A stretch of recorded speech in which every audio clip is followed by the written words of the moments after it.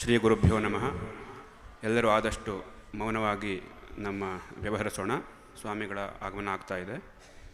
ಆದಷ್ಟು ಎಲ್ಲರೂ ತಮ್ಮ ಮೊಬೈಲನ್ನು ಸೈಲೆಂಟಲ್ಲಿ ಅಥವಾ ಸ್ವಿಚ್ ಆಫ್ ಮಾಡಿದರೆ ಒಳ್ಳೆಯದು. ದಯವಿಟ್ಟು ನಿಶ್ಶಬ್ದ ಮಾಡಿ.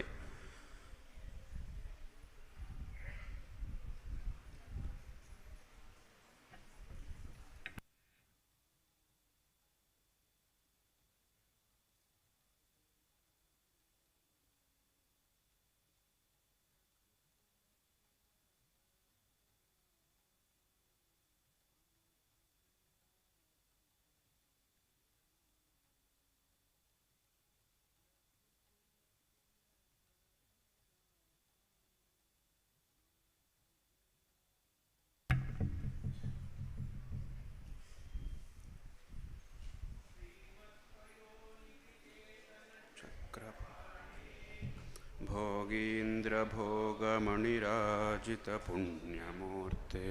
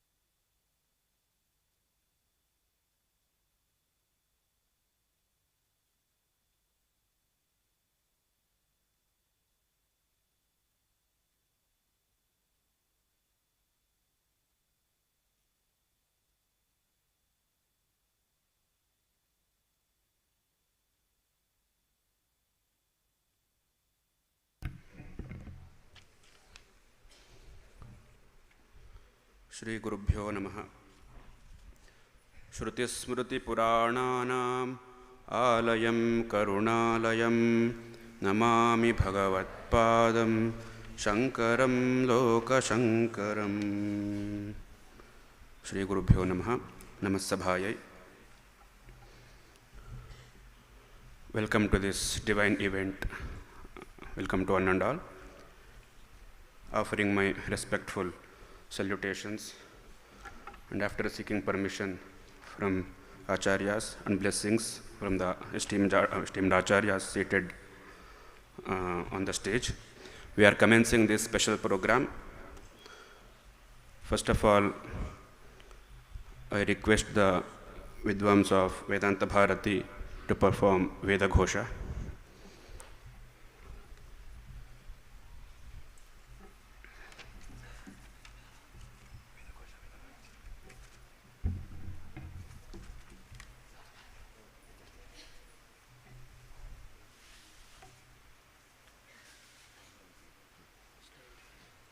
Shri Gurubhyo Namaha.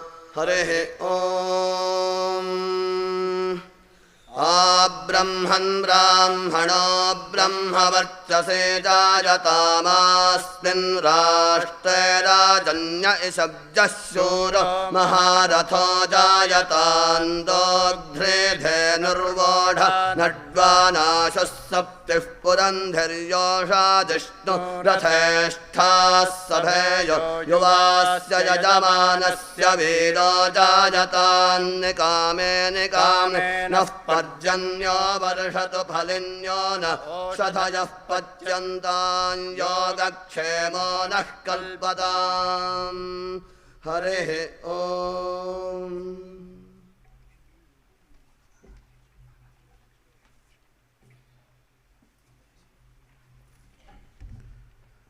Now I request the Karyakartas of Vedanta Bharati to do Phala Samarpana to Acharyas. I request Sri Naganandji, our senior Karyakartas of Vedanta Bharati, and Sri Dr. Adi Shankaracharya, Dr. Lakshmishji, please.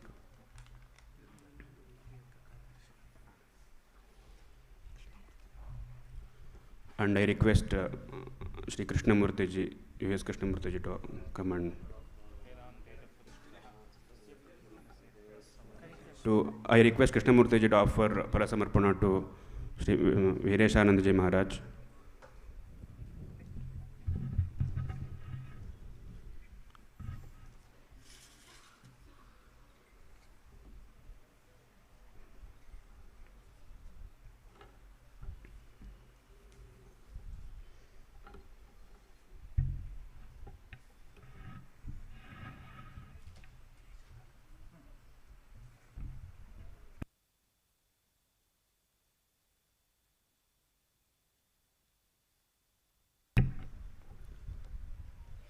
Now I request Sri Naganandji to present the introductory remarks about this program, along with the introduction and welcome of the esteemed Acharyas who have graced the occasion.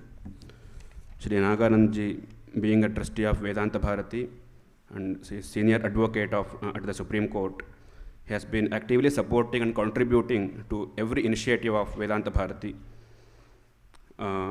Under Vivekananda campaign, he has designed a book of Vivekananda and facilitated in various languages. I request Naganandji to put the introductory remarks.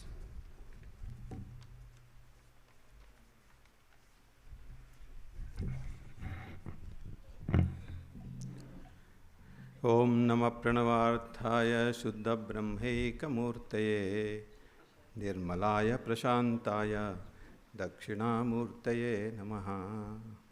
Shruti Smriti Purananam Alayam Karunalayam Namami Bhagavat Pada Shankaram Loka Shankaram.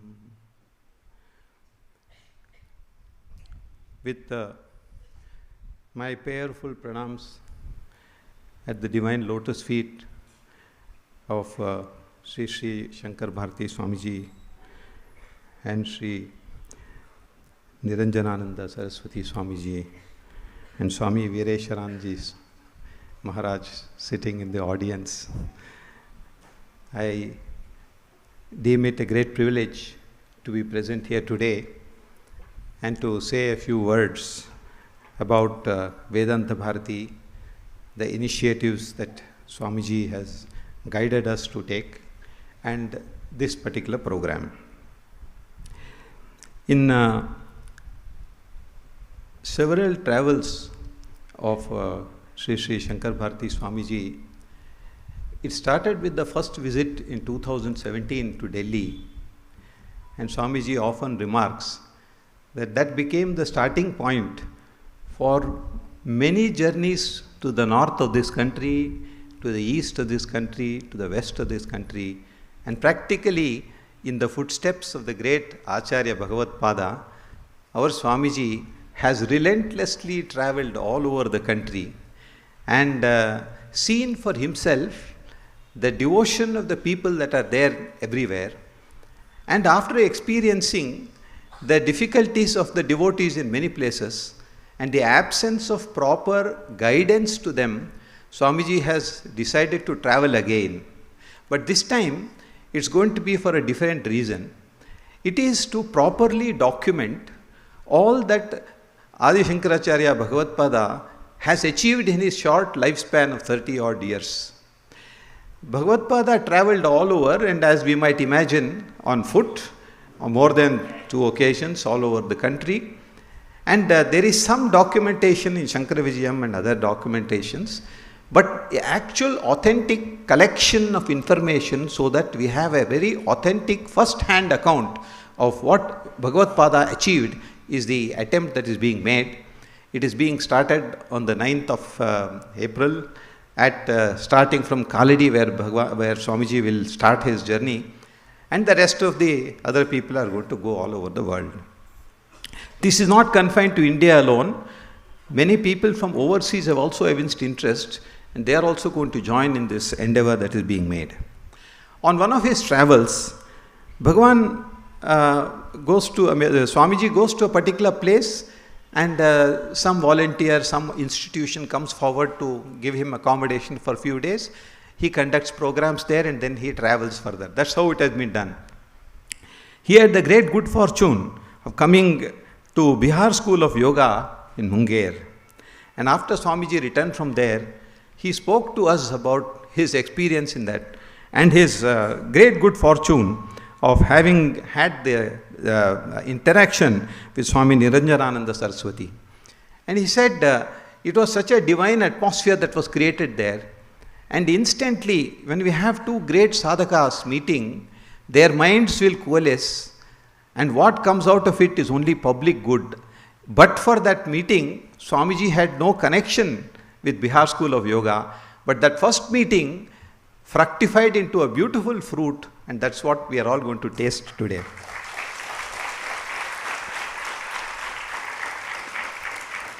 We have all heard of Swami Shivananda of Rishikesh. The Bihar School of Yoga has its lineage from Swami Shivananda, and Swami Satyananda Saraswati, the guru of the Swami Nityananda Saraswati ji, happened to be a very realized soul. He is the one person who set up the institution in Bihar, and as we all of us know, yoga has now become an international phenomenon thanks to the relentless efforts of Swamiji and the Bihar School of Yoga.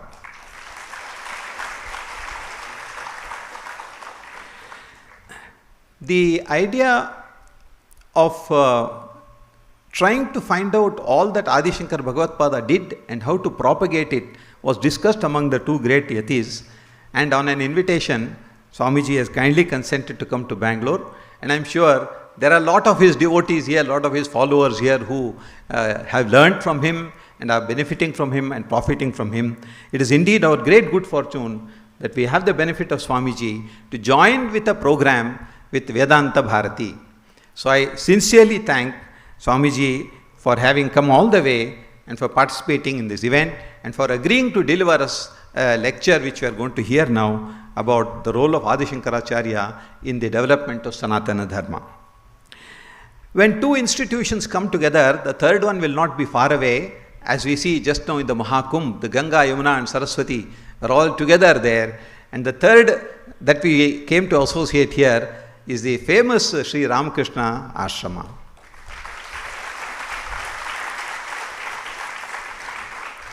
When we discussed with Swamiji about hosting this program and having it in this venue, initially there was some reservation because the institution did not know much about Vedanta Bharati, and of course they had heard about Bihar School of Yoga, but they were not sure what yoga has got to do with Adi Shankaracharya.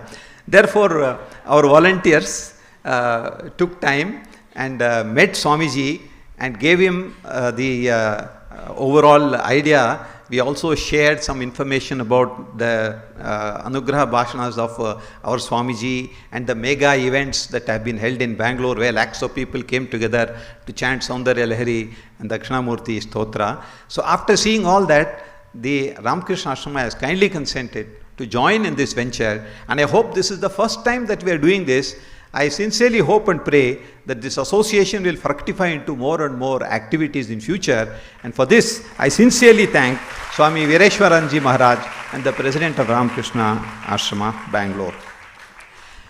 I'm not going to stand any longer before you and so that we are all very anxious to hear Swamiji and also to take the Ashirvachanam from our Swamiji. But I need to just mention the great role of Adi Shankaracharya in the revival of Sanatana Dharma in this country. Adi Shankaracharya Bhagavatpada, he did so many compositions. And during COVID, I had the great good fortune of starting a small devotional group for learning all the stotras. And that went on for 1.5 years with Swamiji's guidance, and we progressed sufficiently up to Shanti Parvya and Mahabharata also. Now, the advantage of what Adi Shankara Bhagavatpada has written, if you read the stotras, I tell people that if you want to teach a school student something, what would you do? Will you start by saying Aham Brahmasmi Tattvamasi? He is going to be perplexed. He doesn't know who is Aham, he doesn't know who is Brahma. So what do we do?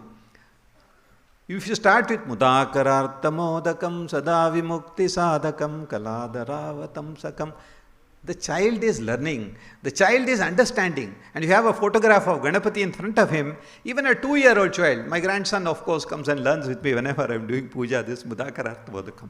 So Bhagavatpada composed the stotras essentially for those who are still on the first 2 steps, they are toddlers in the spiritual path. So once you master the stotras, even among the stotras there are different grades of stotras. There are some simple ones, there are some very difficult ones. Like if you see Saundarya Lahari, Shiva Shaktya Yukto, it's difficult to learn, difficult to pronounce, difficult to understand, difficult to see the mantra and the tantra behind it. But that is the next step that you go to. So all this is for primary school and high school students. Then when you go little ahead, you have the Prakarana Granthas, Viveka Chudamani and so many other Granthas, which are difficult, which are in difficult language, but they try to explain abstract compositions to us. This is the second step. And once you graduated and are doing your PhD, you have the Bhashyas. Adi Shankara's Bhashyas are all in aphorism form. The language is so crisp and the meaning is so beautifully elucidated that often Swamiji says that somebody who has read the Bhashya, who has been taught the Bhashya, is someone who has to be revered and respected. And in our country, fortunately, we have a large number of Pandits who are associated with our mutt and elsewhere, who have done a deep study in Shankar Bhashya and who come and discourse to us, who discuss with us, who talk to our devotees. And therefore, the followers of Vedanta Bharati have at one step primary school learning, then they have middle school, then they have high school, then they have college, and they have postgraduate education also. I see so many great Purohits, Pandits sitting right in front of me. I don't know how to name them, but they're all so learned people. It is indeed immense power of attraction of Swamiji that he's been able to attract so many people. And Vedanta Bharati is a very tiny institution. It has, if I can say it has no money, I really mean it. We don't have bank balance of some crores or rupees. We don't spend money on anything. All the volunteers who we see, they come of their own cost, they participate, they learn, they teach, they go to schools, teach the children everything. If we tell them we want to reimburse some expenditure for travel, they say, no, we can't take any money. Now this is the level of devotion that Swamiji has built up from among his devotees. And for this, we can never say we are grateful to Swamiji, but we can only express our grateful thanks to the great Yati tradition to which he belongs, the tradition of the Sringeri Mutt, which is currently headed by Jagadguru Sri Bharati Tirtha Swamiji and his very, very eminent successor to be Sri Vidushekar Bharati Mahaswamiji Jagadguru. So to all of them I pay obeisance, and particularly I thank Swamiji for organizing this program so that it will orient us towards Adi Shankara Bhagavatpada, his life and his message, so that our life gets fulfilled. Thank you.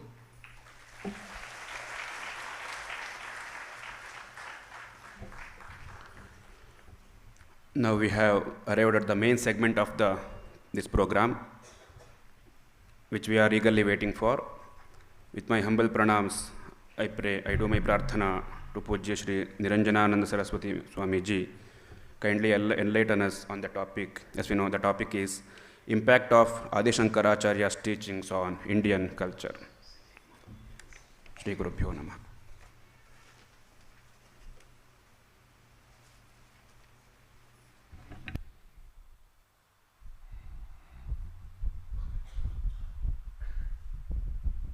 Hari Om Tat Sat. Hari Om Tat Sat. Hari Om Tat Sat. Close your eyes for a moment.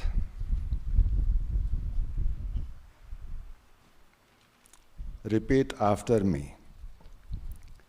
Vande Gurunam Charanaravinde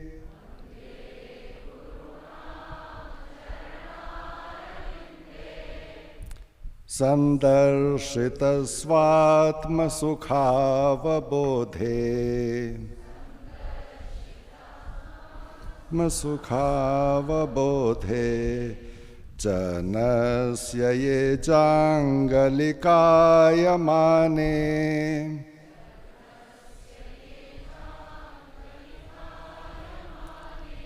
Sansara hala hala moha shantye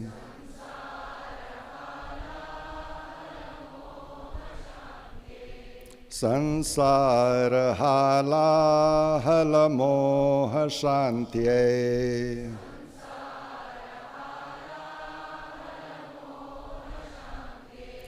Hari Om.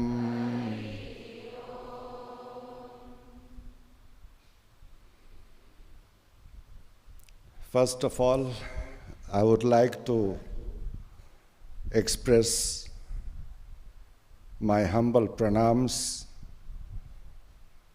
to our tradition, which begins with Adi Shankaracharya. We are sannyasins of that tradition,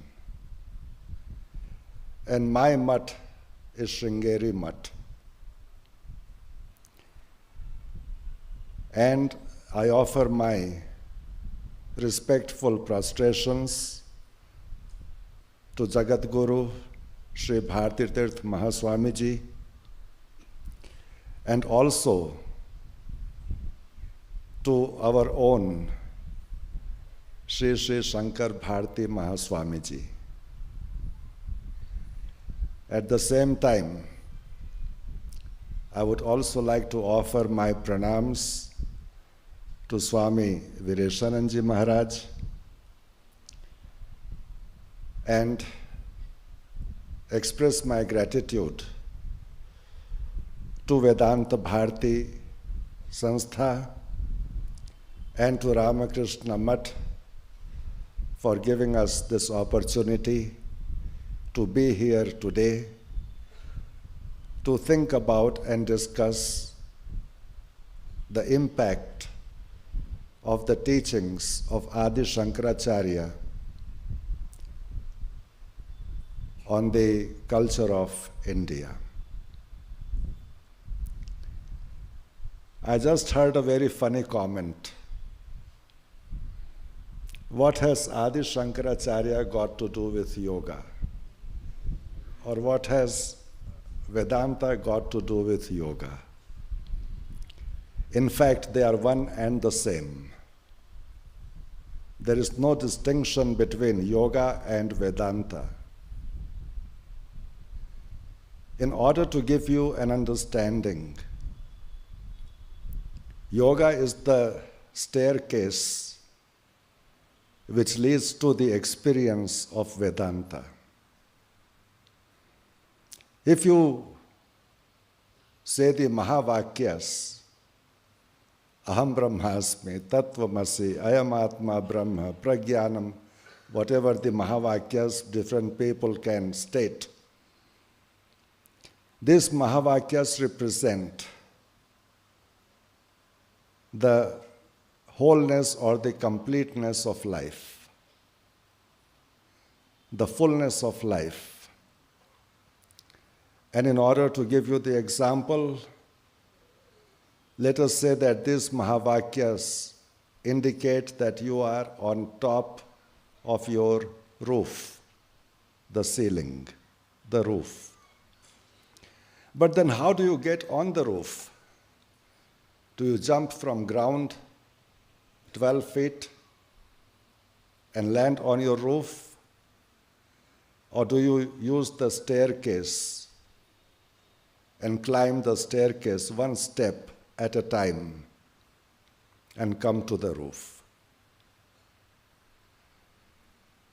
The staircase which leads you to the roof is yoga. And the roof where you can delight and observe the world around you from there is the Advaita Vedanta. So, realization of Advaita Vedanta cannot happen until and unless you use the steps of yoga. And this is not me saying it, but these are the words of Adi Shankara. Adi Shankaracharya, our preceptor, our master, has spoken on many topics, not only Advaita Vedanta, but he has also spoken and given instructions in yoga as well. And those people who are familiar with the works of Adi Shankara will know that his wisdom of yoga is contained in the book Yoga Taravali. And this Yoga Taravali has 29 shlokas. And believe it or not, the invocation of Guru which we did now is the first shloka of Yoga Taravali. And it is a very clear indication that in order to realize and transcend the mind and to establish oneself in the realization of Advaita Vedanta, Shankaracharya ji has spoken in Yoga Taravali about pranayamas, about mudras, about bandhas, about dharanas, about dhyana, about mantra, about nada yoga, and so many other subjects he has covered.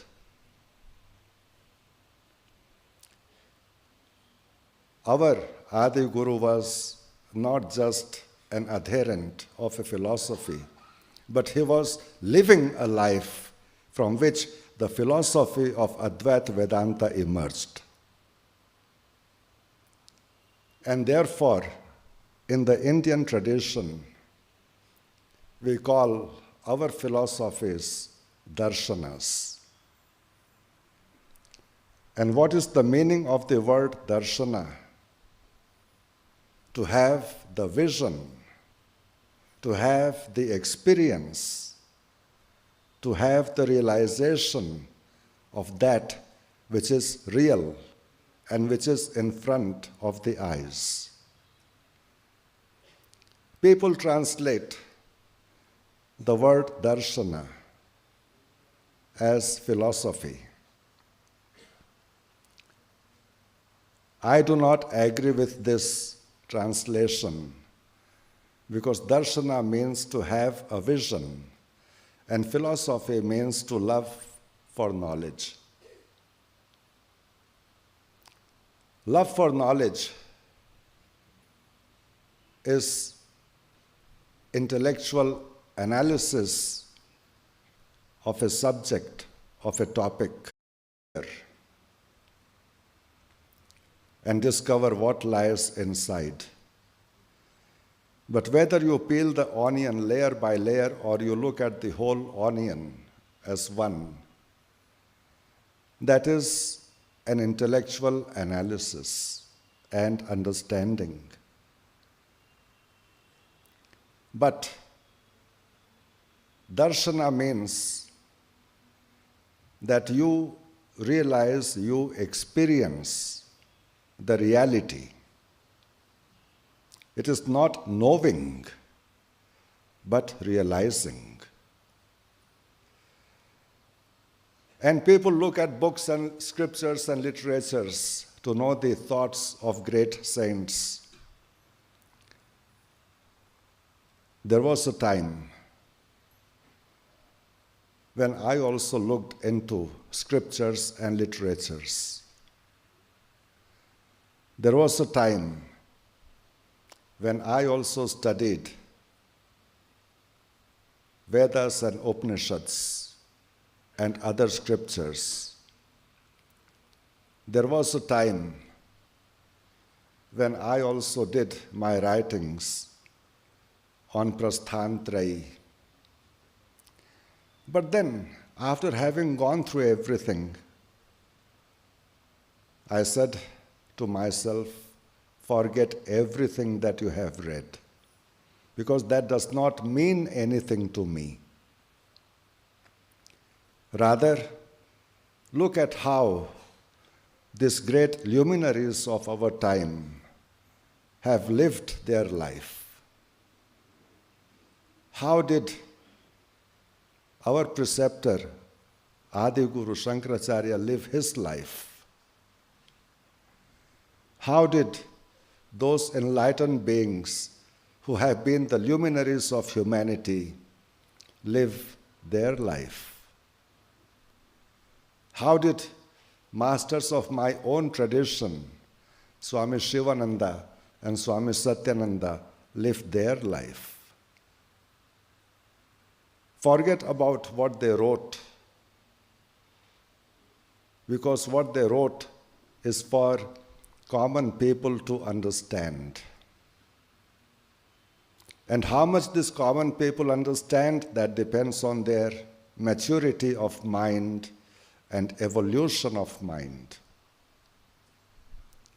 But if you want to know the reality of a subject, then look at that life in which there is the expression of the belief which they hold dear to themselves, and they live that principle.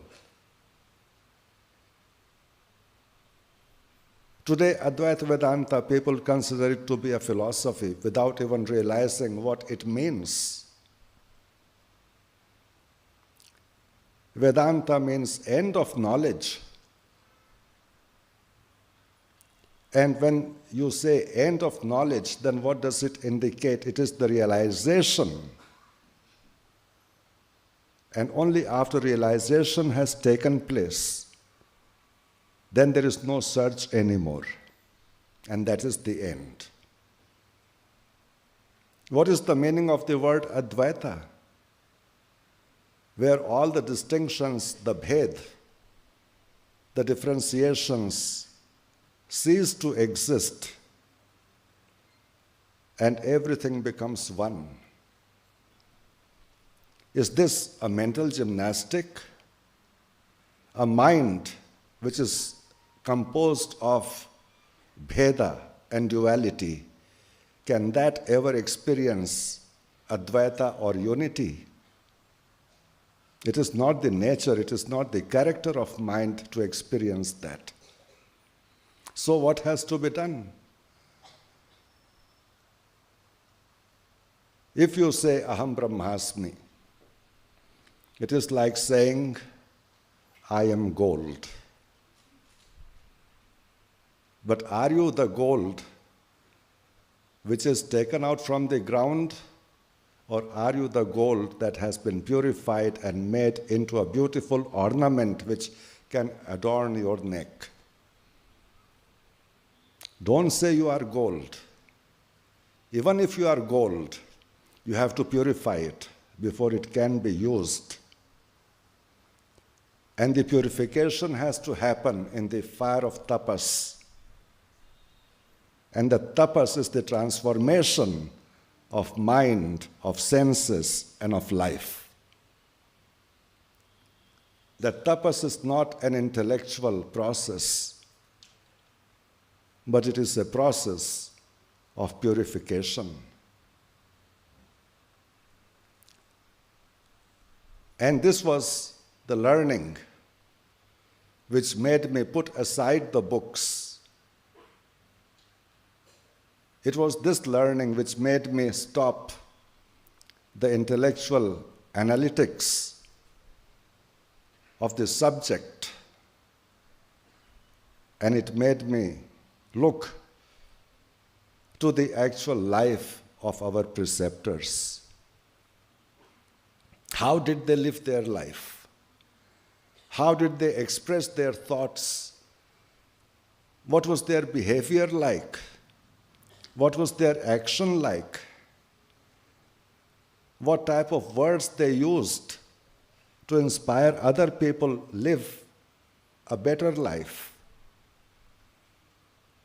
And these were the examples that guided me to discover the truth of Vedanta. Not the books of Vedanta, but the truth of Vedanta. And journey has to start from very basics. People talk of Atma Vichar, one of the components of Vedanta. And in Atma Vichar they say, I am this, I am this, I am this, I am this. But by thinking, I am this, do you become that? No. Our mind is full of dross, influences that has shaped and colored our thought patterns, our belief systems, our ideas. Everything that we live today is because of a conditioning and coloring of our life. And we cannot free ourselves from this conditioning or coloring. Where the Indian tradition speaks of oneness of everything, we have not been able to move away from seeing the duality. We have not been able to correct our attitude in realizing the difference of high and low, good and bad. So when we are not able to go beyond this, how do we experience the transcendental nature? That transcendental nature cannot be realized by the non-transcendental mind. And therefore, sadhana is to convert the non-transcendental mind into a transcendental mind. And then you begin to realize the higher wisdom and knowledge, and you begin to live that and experience that. And this is the life which I see in great people, the gurus of our times. My own grandfather guru, Swami Shivanandaji, he was a Vedantin. He was not a yogi. He was not a Hatha yogi. He was not a Raj yogi. He was not a Kundalini yogi or Kriya yogi. He was a Vedantin, first class. But he did not speak about it. He lived it. And how did he live? He used to say, practical Vedanta is something that people need to realize, not theoretical Vedanta. And he lived a practical Vedantic life based on seva, based on vairagya, based on viveka, based on atma vichar, based on sadbhavana, based on yoga and dhyana, based on all the things that Vedanta speaks about as steps to transform and transcend the limitations of our nature and mind. And he inspired his disciples to live that.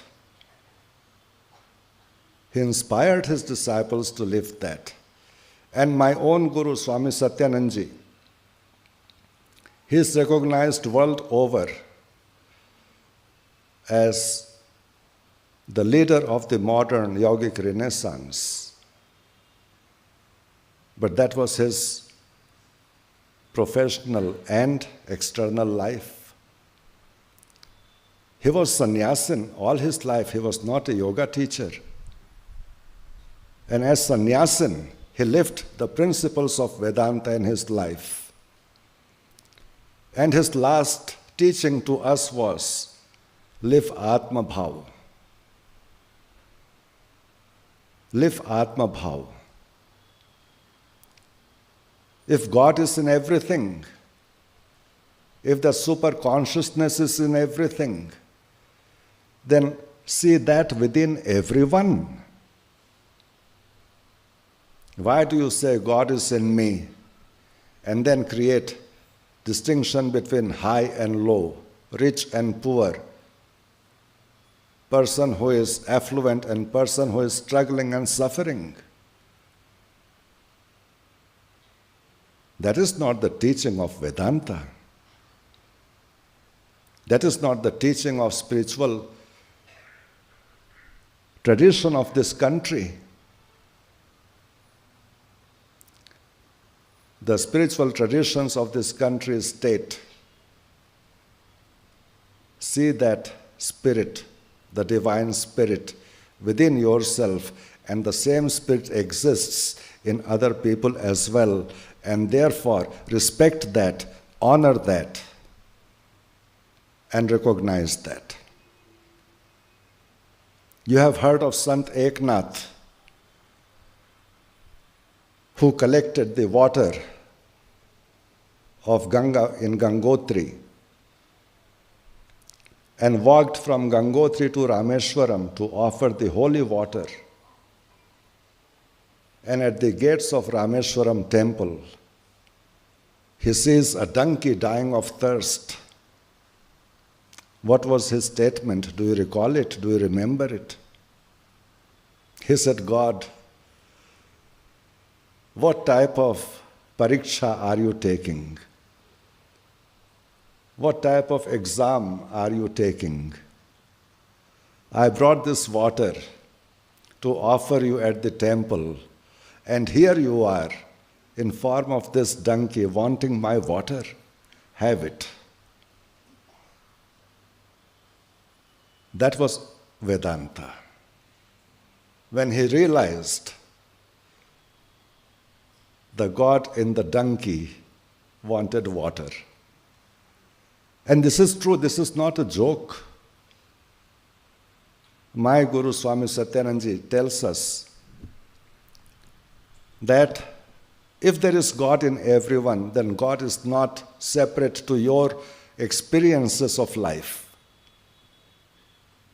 If you are thirsty, then God within you is thirsty also. If you are hungry, then God within you is hungry also. If you are in pain, then God within you is also experiencing that pain because it's not different to you. Why do you forget that? And search for God in temples. Search for God in pratimas and statues. Yes, they are important. They are needed.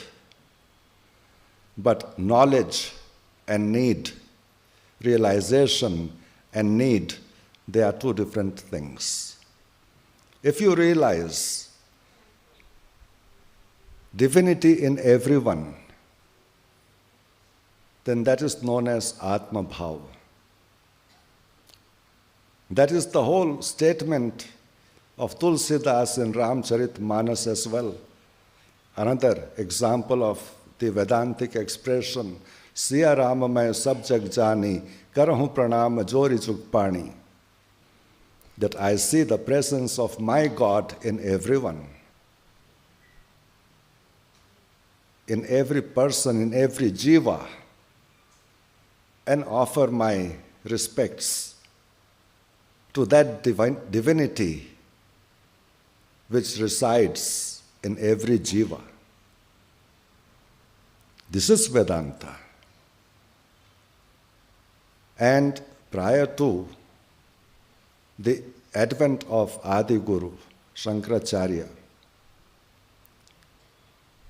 understanding was there, knowledge was there, but realization was not there. When Adi Shankara started talking about Advaita Vedanta, he was very clear that people have to overcome the notion of duality and differentiation in order to experience happiness, peace, joy, truth, bliss, Sat Chit Anand.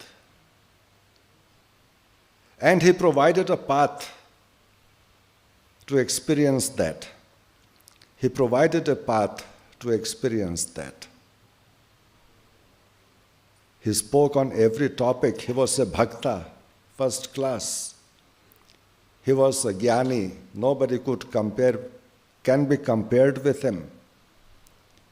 He was a yogi, a siddha. He had attained mastery over the senses and the mind. He was God incarnate. So do you think that God incarnate will only speak a philosophy and not teach you the path to reach that? If you think that, then please go back to basics. Because if you go back to basics, you will understand that every master, despite the philosophy which they have spoken, they have also shown a progression of human journey. And that progression of human journey is the sadhana. Why vairagya? Why vairagya? Vairagya is disconnection of the mind's association with sense and sense objects. When you are able to disconnect your mind from senses and sense objects, then that is vairagya. Because then the infatuation to sense objects stops. And that is a primary condition to detach oneself from the realm of duality and from the realm of distractions and dissipations, to become centered and established in one's own true nature. So vairagya is not just detachment. Vairagya is not tyag or renunciation. Vairagya is disconnecting the mind from senses and sense objects which bind us and create this delusion of moha and asakti. And this indicates an awakened mind, a mind which is not bound by sansar and maya. Sansar and maya create the bondage of senses and sense objects. And when the mind is free from that, then it connects with the divine element, which is known as the Brahman element. Even the Yoga Shastras speak of that. They say that once you have transcended all the vrittis then one final vritti has to be developed, and that is the Brahmi vritti. So, it is the negation of the worldly vrittis that is seen in yoga, and the cultivation of Brahmi vritti that is the aim of yoga. So when people study the Yoga Sutras of Patanjali, they speak Chitta Vritti Nirodh, Chitta Vritti Nirodh, Chitta Vritti Nirodh. But what Chitta Vritti Nirodh? Nobody has ever explained it. It is the negation of the worldly vritti which bind you to this samsara,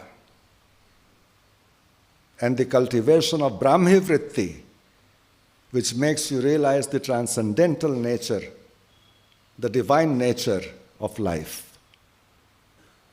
And that is the realization of Brahman. That is Vairagya. What is Seva? Seva is not service, social service. Seva is honoring the divine within you. A child becomes sick. Doctor is giving medicines to the child, but mother is sitting beside the bed of the child whole night, awake, watchful. Why? She has no role to play in the illness of the child or in the therapy of the child. Doctor is looking after it. Medicines are being given. Time is being maintained. Food is being given. Comfort is being created. Why does mother not go to sleep?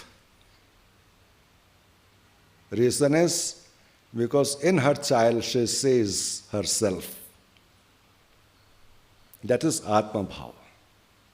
When I am able to see myself in other people and serve them with that respect and honor, then that is Seva. And you see this in the lives of saints. What is Viveka?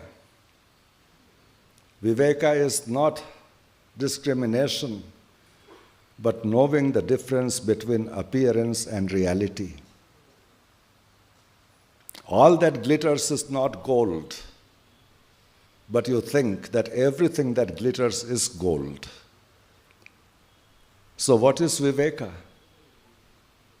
Being able to differentiate between the appearance which you see and the reality which you do not see. That is Viveka. What is tapasya? Tapasya is seen as austerity, but it is the highest form of control of body, of senses, of mind, where these things do not alter your mind from being focused on the highest reality. That is tapasya. Atma Vichar is not only thinking I am this or I am that, but also realizing what are my flaws, what are my limitations, and how I can overcome it. When I am able to overcome my flaws and my limitations, then my mind becomes free to move in higher realms. As long as my mind is subject to the flaws and limitations, how can my mind move in the higher dimensions? Sadbhavana is coming out of the self with an understanding for the upliftment of everyone, not only my gratification of senses and mind, but for the upliftment of everyone. That is real Sadbhavana. So if you analyze all the stages that Adi Guru Shankaracharya has mentioned in his treatise of Vedanta, you will discover that they all lead to transformation of the material and negative behaviors of senses and mind to experience the luminosity of the self. And therefore, yoga becomes important. And in Yoga Taravali, Adi Shankaracharya has mentioned the purpose why yoga should be practiced. And the whole concept is not the idea of today's yoga. And I say it very openly and bluntly, that today people do not know yoga. They know asanas, nothing beyond it. And asanas are not yoga. Yoga is an experience of life where mind is purified and mind is established in that higher consciousness. Just practice of 20 asanas is not going to give you any realization of life. It can help your body become flexible. It can help manage different illnesses and imbalanced conditions of the body. But beyond that, asanas have no role. Meditation today is not the meditation that yogis used to do. Meditation today has become the tool for stress management only. How do I deal with my stress and anxiety, anger and frustration, depression and elation? And people use this meditation to deal with such material, tamasic mental states. But nobody utilizes meditation to discover the real self inside. So how can you say yoga cannot give you the realization of Vedanta? That is the medium through which you can experience Vedanta. Because it allows you to transform the gross mind into a sublime mind. And the process is clear. And in Yoga Taravali, this has been the statement of our preceptor, that without yoga, Vedanta cannot be realized. Read it. Think about it. Analyze it. And I'm sure you will appreciate what Bhagavad Pad Shankaracharya has written. It is not different. Yoga and Vedanta are synonymous to each other. Because yoga means union of the individual awareness with the highest awareness, of the individual self with the transcendental self, of the Atma with Paramatma. But that union will not come because you want it. That union will not happen because you desire it. But that union will happen if you undertake the journey from Bangalore to Delhi.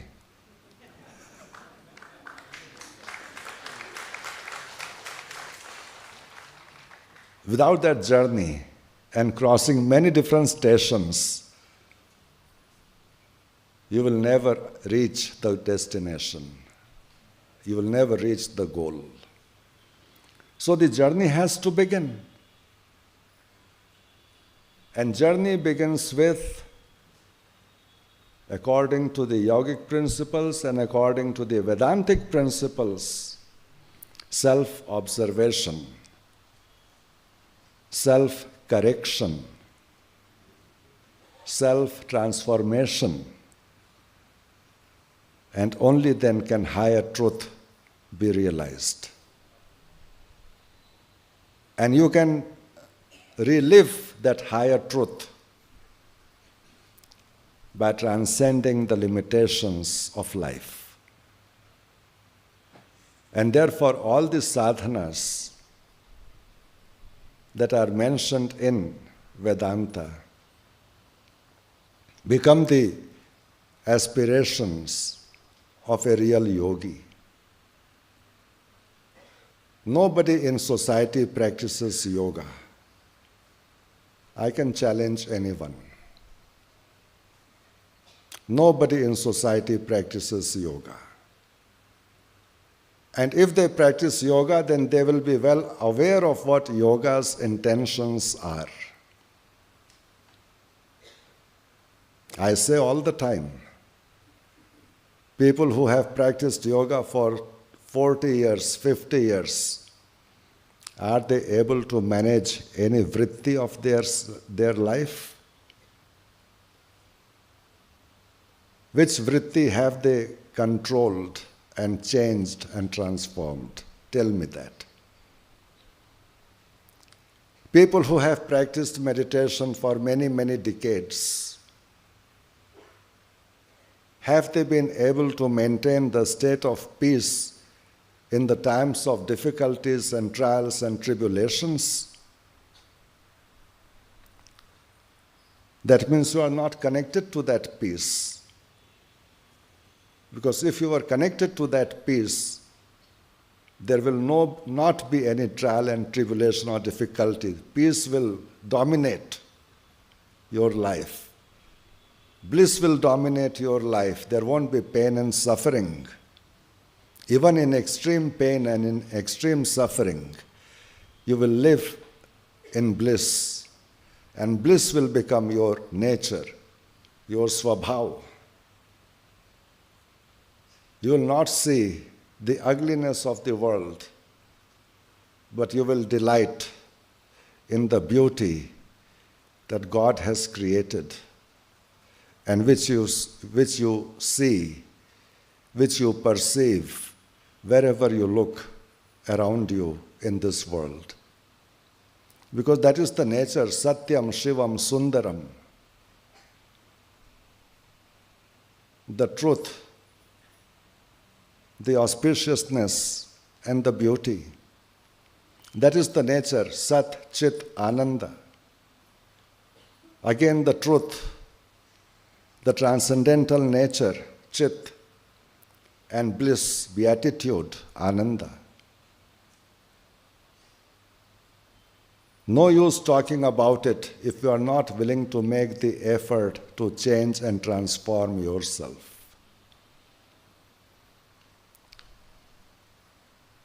People should be given the right samskaras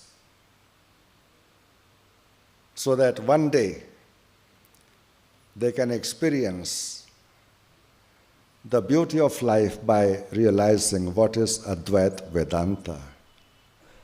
And that was the purpose for the incarnation of our preceptor, Adi Shankara. After all, every life has a purpose of their incarnation. Every avatar has a purpose of their incarnation. Just as the purpose of Sri Krishna's life was to establish dharma, the purpose of Adi Shankara's life was also to establish dharma. But not dharma as an intellectual exercise, but dharma as the experience of creative and joyous life, a harmonious and balanced life. And this is the biggest contribution to the Indian spiritual tradition. And this is the foundation to the Indian spiritual tradition. Anybody can come, anybody can go in course of time. But the ground laid by Adi Shankara will always remain firm for people to walk upon and to one day realize the oneness and the unity that prevails in life.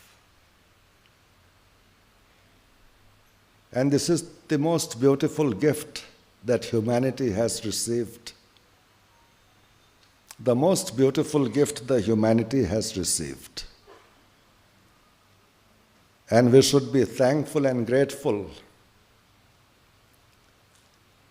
to our masters for showing us the path to reach this experience. To reach this experience. And that path is, of course, the path of sadhana. And sadhana has to be sustained. Satu dirgha kala nairantarya satkara sevito drida bhumi. That is the meaning of the word sadhana. Something that you do, dirgha kal, nirantar. Dirgha kal means for a long time, no instant result. Because how do you change the conditions of your mind which you have developed over many births and incarnations in just one lifetime? Yes, grace of Guru can guide and be a help and uplift the individual from the ocean of samsara. Prarabdha can be also a help. God's grace, anugraha, can also be the strength. But the legs that move are yours. So ensure that you move your legs in the right direction to complete the journey which you undertake. And when you move the legs in the right direction, then that is known as sadhana. And when legs don't move, then that is known as alasya. And that is the biggest barrier to human transformation. And without transformation of the lower mind into higher mind, nothing can be realized. And therefore, in order to climb to the highest mountain, use the steps that have been defined by our ancestors, by the rishis, and by the preceptors of our holy sannyas tradition. And this was the learning which made me stop reading all books and made me look at the life of the luminaries that have come and to take inspiration from that, to understand what vairagya is, what viveka is, what sadbhavana is, what atma vichar is, what meditation is, what yoga is, what satkarma is, and in this manner start tweaking the personality little by little, not by force, but in a way that even you yourself will not know that you are changing. I'll conclude with one example which I have experienced in my own life. When I came to ashram, my biggest problem and challenge was sleep. I used to enjoy sleeping. And because of sleep, I used to miss many opportunities of satsangs and learnings and teachings from my master. And many times, in order to tease me, my Guru brothers would pick up my chowki and put it out on the main road. So when I used to wake up, I used to see cows looking inside my mosquito net, the rickshaw wala honking the horn, the bicycle wala ringing the bell, and I used to feel very embarrassed. Sannyasi can't even get up in Brahma Muhurat. How do I correct this? I tried many things like you people try. Having an alarm clock, asking somebody else to wake me up, or convincing myself to wake up at a certain time. And I used to be able to do that for maybe 4 days, 5 days, 6 days, and then again feel tired and go to sleep. So I said, no. Fighting with mind is not the solution. I have to train and educate the mind.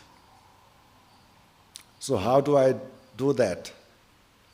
I took the alarm clock, and if I used to wake up at 6, I put the alarm clock to 10 to 6. For 1 week, I woke up 10 to 6. Then I again shifted the alarm clock 10 minutes back, 20 to 6. And for 1 week, I woke up at 20 to 6. And every week, I put the alarm clock 10 minutes back till I came to 3:30, not even 4, not even 3, 3:30. And without any problem. There was no fight with myself. There was no tiredness. There was no exhaustion. And there was no desire to sleep more, because I was able to educate my mind, not by fighting, but by slowly and gently changing its own behavior. And once I realized that, I applied the same principle to other things in my life as well.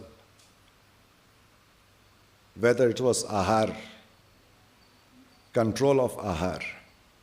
Nidra I was able to control very easily and comfortably. Ahar I am able to control very easily and comfortably. And in this way, I was able to create a discipline and a system which helps me in my spiritual journey. And that is the secret of success in sadhana. Don't fight with yourself, but re-educate yourself in a manner that you won't even know that you are changing. And once you change, you realize that I am already in that level, aham brahmasmi, and that is the biggest joy of life.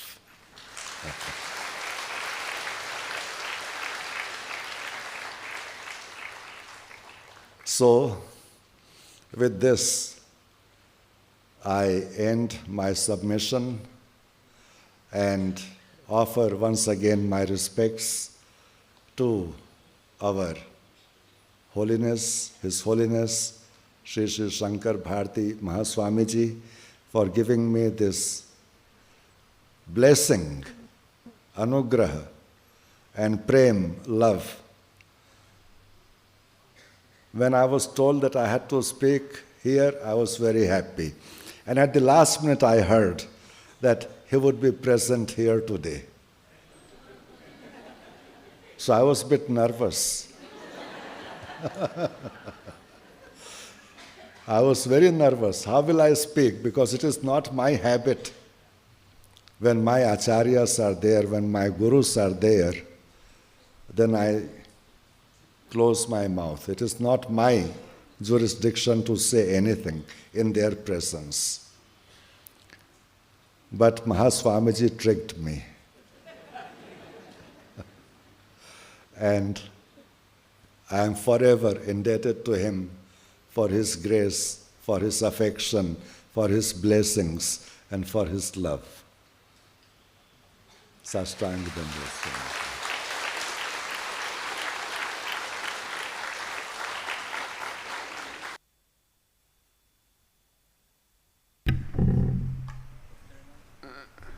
Shri Gurubhyo Namaha.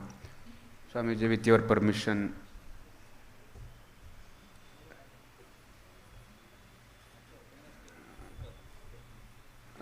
if we have any questions, with your permission, can we have, if our audience have any questions?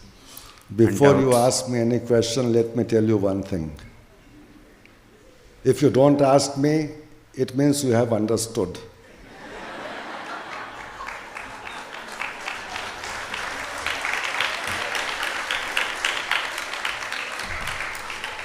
And if you ask me, that means you have not understood, and therefore the answer which I'll give, you will not understand.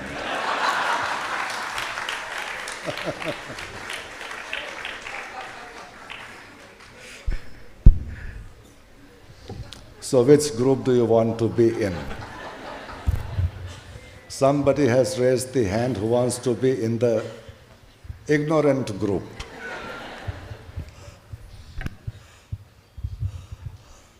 Pranam Paramamsaji, thank you for the very enlightening lecture. But still I have a doubt. I belong to the ignorant group. I would like your clarification on this so that I can move over to the non-ignorant group. My doubt is regarding yoga. You made a statement that from Bangalore to Delhi, how will you go? But in Shankaracharya's Bhashyas, he says moksha is not a place to go. It is what you are already. I'm not talking of moksha, by the way. I'm not talking of moksha. Okay. Because moksha is a state of realization. Okay. But you have to prepare and train your mind to realize the state of moksha. Today, you are here as an individual with your own thoughts, ideas, samskaras, beliefs, difficulties, problems, frustrations, success, failure. You know what you are. Now, when you do your sadhana, when you do your meditation, you gradually remove all this and mind becomes empty. When mind becomes empty, something has to fill in. That you don't fill. That is filled by the divine. And when mind is filled by the grace of divine, then that is moksha, for which you don't have to try, you just have to empty your mind.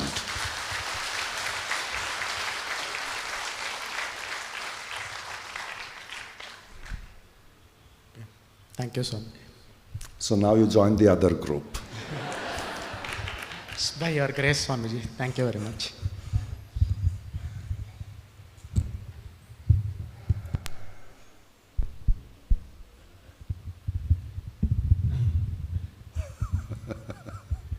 Pranam Swamiji. So I think there are some children in the audience today, and as we know, raising children today seems to be quite a challenge as compared to generations past. If there was any one message that you could give directly to the children that they could take with them for life, that could be explained in a way that a child can understand, what would that message be? The simplest way is Bhaj Govindam, Bhaj Govindam, Bhaj Govindam Mudhamate, Samprapte Sannihite Kale, Nahi Nahi Rakshati Dukram Karane. The intellect, the logic is all right in the material world. But there has to come a time when you have to bypass intellect and logic and connect with your Shraddha. And it is that Shraddha which takes one across the ocean of pain and suffering, not logic and intellect. So, to your children, every evening when they sleep, sing, Shuddhosi, Buddhosi, Niranjanosi, Sansar Maya Parivarjitosi.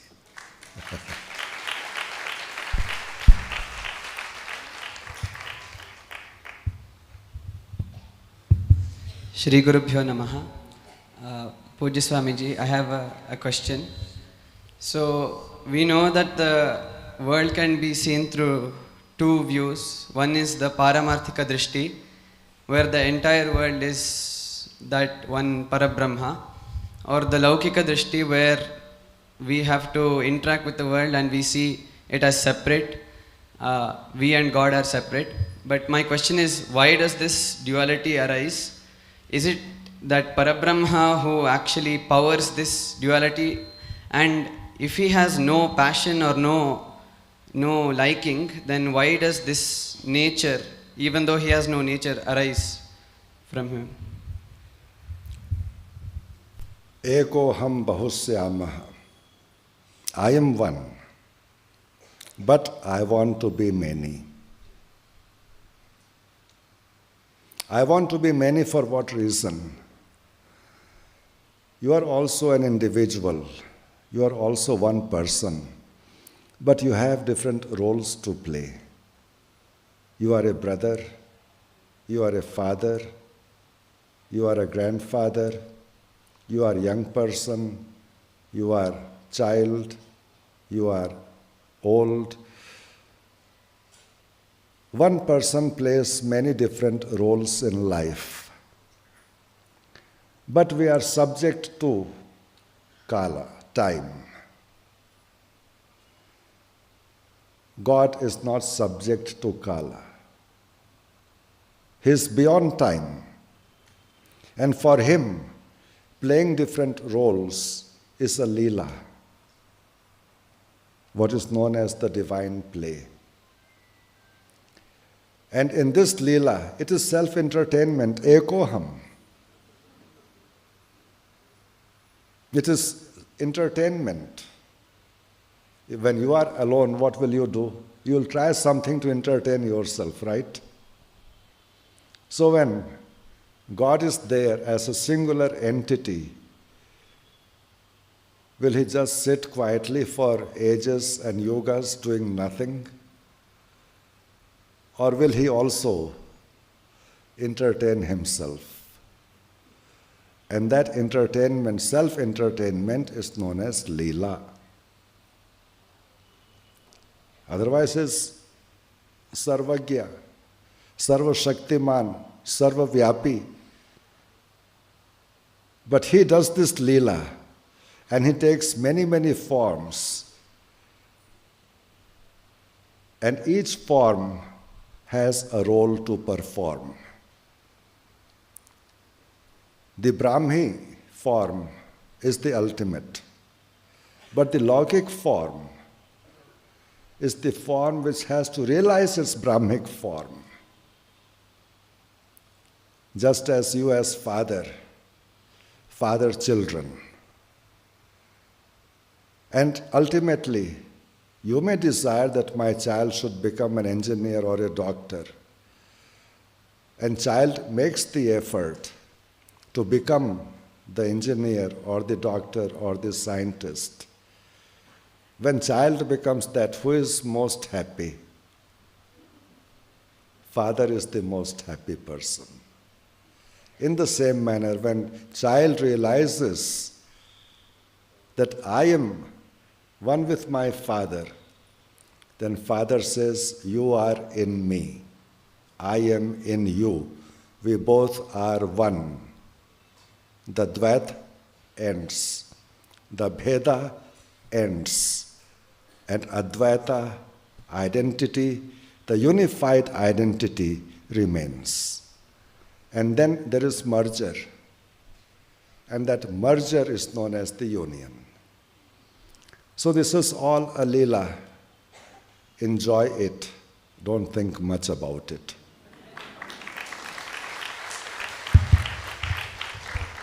Pranamam Swamiji. Thank you very much for the excellent speech, and it was really nice. I could connect very well. But one thing, I have two questions which are connected. One is for a Gruhastha like me, like for a sannyasin it is different, but for a Gruhastha like me, how do I really bring this into practice? I'm trying to do that. I'm pursuing my MSc in yoga in Swami Vivekananda Yoga Anusandhana Samsthana right now. But the thing is, while working for an MNC, which is very hectic job, and also following this, it has been difficult for me.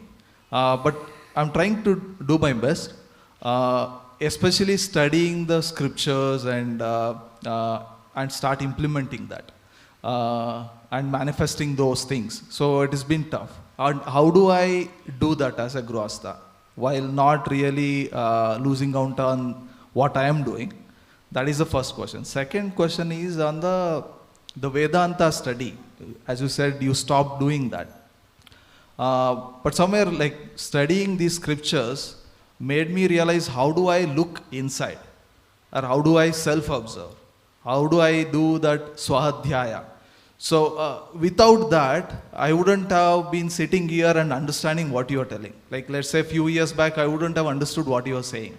So I feel that is like a manual or handbook to understand how do I look inside, or self-observe, or self-study. So I think these are the related questions. Very good. When you are associated with a guru, you don't need to study. Because it is the guidance of the guru, the inspiration of the guru, and the life of the guru which carries you forward. If you are observant enough. After all, Ekalavya was not accepted as a disciple by Dronacharya. But Ekalavya accepted Dronacharya as his guru. And he developed a connection with him. And he became the best archer. So best archer that even Dronacharya did not know that Ekalavya existed. Because Ekalavya identified with the guru element and lived that inspiration. And those people who do not have guru, for them, scripture is the guru, is the guide. But you are in the presence of His Holiness Shankar Bharati Mahaswamiji. And you should be able to derive inspiration from his life and from his teachings to understand and realize what Vedanta is.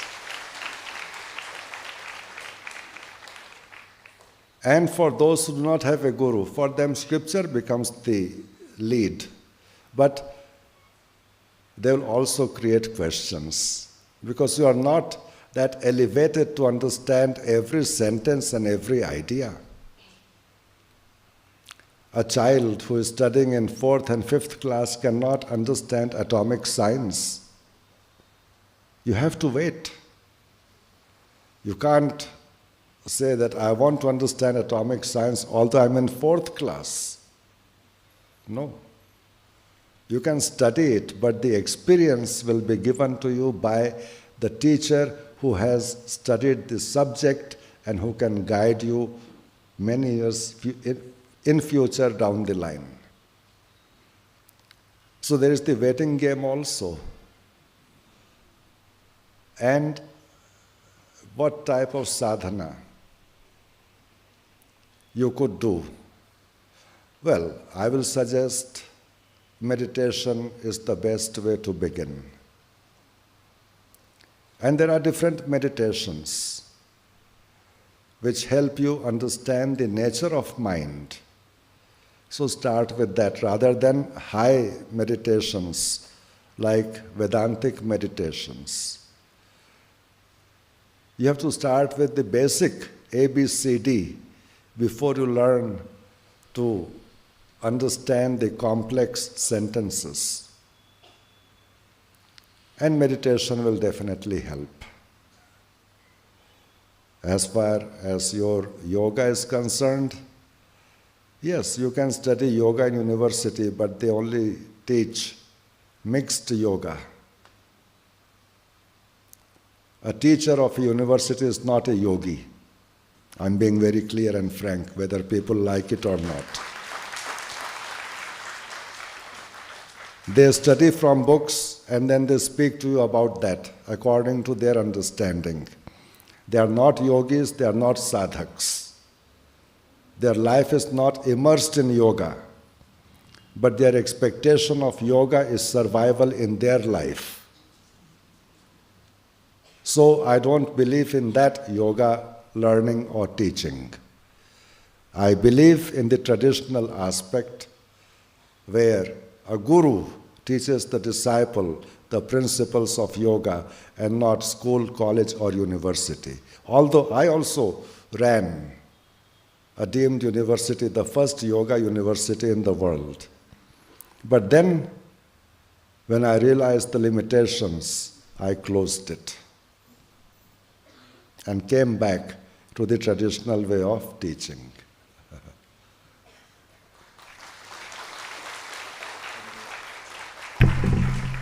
Thank you so much.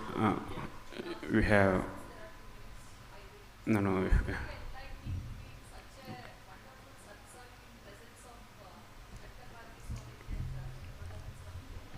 I think you'll have to use the microphone. Mic.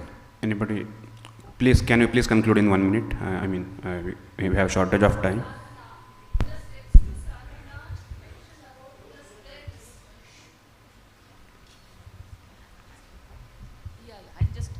Directly come to the question. So you were mentioning in the steps to sadhana, according to yogic terms, how will you define the various steps which help us to reduce the fight within ourselves when you are in the path of sadhana or enlightenment? I want the steps in sadhana which will reduce your fight with yourself. As other person was mentioning, I also pursued my MSc in Vyasa University and came to yogic lore. So in the pursuit of sadhana, in terms of sadhana, to reduce the duality with yourself, so what is the prescription you give in yogic terms? And if I give you the prescription medicine, will you take it? Or you just want to hear about it for your curiosity? You will take it. Then start with Vairagya. Raga means attraction and attachment.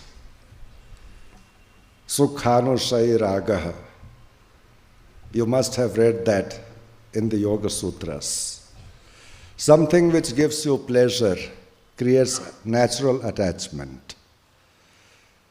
Family, friends, property, shoes, clothes, design, branded things, good house, good car, they are all ragas.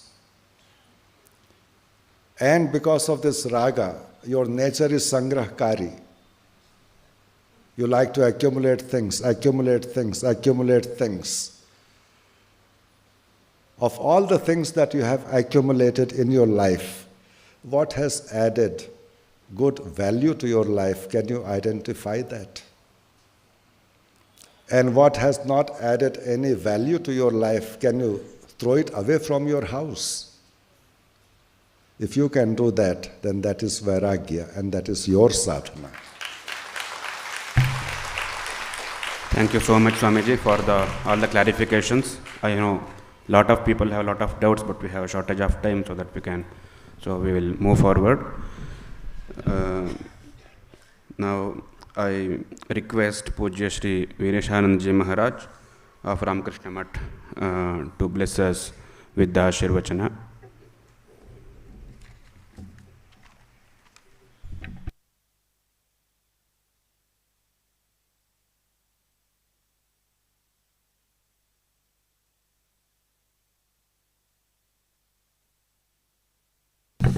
Shruti Smruti Purananam Alayam Karunalayam Namami Bhagavat Padam Shankaram Loka Shankaram.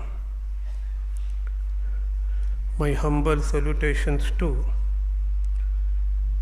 Paramapujya Shankara Bharati Mahaswamiji and also Swami Niranjanananda Saraswati Maharaj. Niranjanananda Swamiji beautifully explained the practical implication of the Vedantic philosophy of Sri Shankaracharya and how it is correlated with the sadhana of the yoga. On the behalf of Ramakrishna Math, I heartily congratulate him and I am very much grateful to him. The tradition of the Ramakrishna Math is called Yoga Vedanta. We follow the path of yoga, but our highest goal is the Vedantic realization. That is the path shown to us by none other than Sri Ramakrishna, Sri Mate Sharada Devi, and Swami Vivekananda. The literature produced by Ramakrishna Mission is also called Yoga Vedanta literature. So there is no ambiguity in that. We are Yoga Vedantins. So you beautifully elucidated this point, the close relationship, the invariable relationship between Yoga Vedanta that is very, very dear to the heart of Sri Ramakrishna and Swami Vivekananda. Thank you very much, Swamiji. Coming to the greatness of Sri Shankaracharya, Shankaracharya, rather I would like to address him as Shankara Bhagavat Pada in a traditional manner. Shankara Bhagavat Pada is a profound mystic, a great philosopher and an excellent teacher.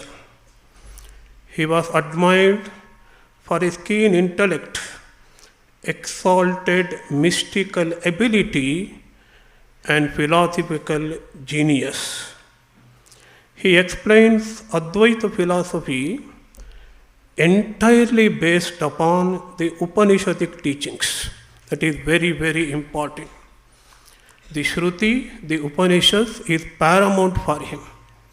He will never ever deviate from the teachings of Prasthanatraya, rather the Upanishads. As a student of Shankara's Bhashya, what I found is, whatever he writes in Gita Bhashya, he maintains the same consistency in the Upanishad Bhashya also. He maintains the same consistency in the Brahma Sutra Bhashya also. Never he allows any kind of deviation, never he differs from his own opinion, which he expresses in one place with another. That is the greatness of our Acharya. We also belong to the great Dashanami Sampradaya, the Puri Sampradaya, propounded by our great Acharya Shankara Bhagavat Pada. Puri Sampradaya comes under the great Sringeri Math. Shankaracharya's idea of Advaita transcends the barrier of Chumanism as sectarianism. It evolves into all-comprehensive universal philosophy and system. Some of you may consider Advaita belongs to Hinduism, or Advaita belongs to a certain class of people following certain sects. Advaita is a universal philosophy. Advaita involves everything. Advaita involves Dvaita. Advaita involves Vishishtadvaita also. This aspect of the universal teaching, universal dimension of Advaita was broadcast all over the world by another great Acharya, Swami Vivekananda. In the true way, Swami Vivekananda is the true inheritor of the Shankaracharya's legacy. This universal system of Advaita integrates everything, highest mysticism, greatest philosophy, and the wonderful religion we are practicing now as Hinduism. Shankaracharya, Shankara Bhagavatpada's Advaita reaches the pinnacle of mysticism, fathoms the profound depths of philosophy, and gives us, the common people, pragmatic religion. So nothing is left out in Shankara's scheme of things. We are all involved. The greatest philosopher will be drawn to Sri Shankara Bhagavatpada. Mystics will be drawn to the Shankara Bhagavatpada.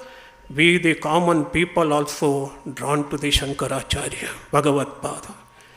In true sense, he is a Vishwa Manava Shankara Bhagavatpada Acharya. His philosophy is all-embracing philosophy.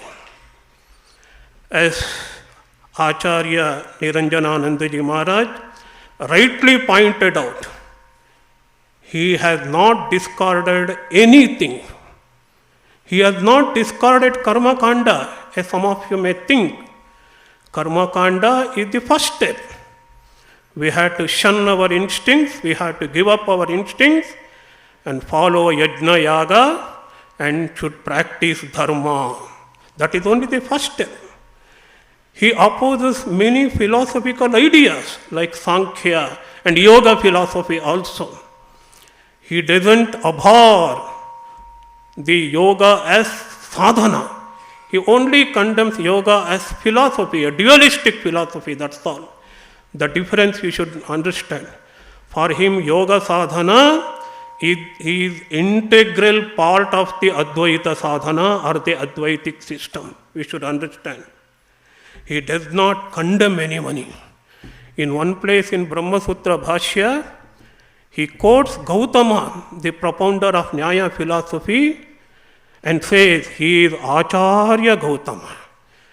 For even opponent school, Acharya or the Guru becomes Acharya for the great Shankara. He has the broad mind, liberal mind, Catholic mind for every opinions. And also, Bhagavatpada accommodates all. You see, he accommodates Bhatta Mimamsakas. What we found in Advaita, the epistemology we follow is of Bhatta Mimamsakas. And Sankhya's cosmology we follow, Prakriti, Purusha, of course, all in the Vyavaharika Satta, of course, Vyavaharika Satta, in empirical realm. He will never give up his idea of the Paramarthika Satta, Paramarthika Satya, Brahma, Kevala Brahma. He will never deviate from that. But in the Vyavaharika Satta, epistemology of Bhatta Mimamsakas, cosmology of Sankhyas, and of course, the Acharya has beautifully explained to you for more than 1 hour, sadhana of mind control, chitta vritti nirodha of the yoga. For him, for Acharya, for Bhagavatpada, Yoga is the practical spirituality that we should remember. And concept of Ishvara. Who is Ishvara? Ishvara is nothing but Saguna Brahman.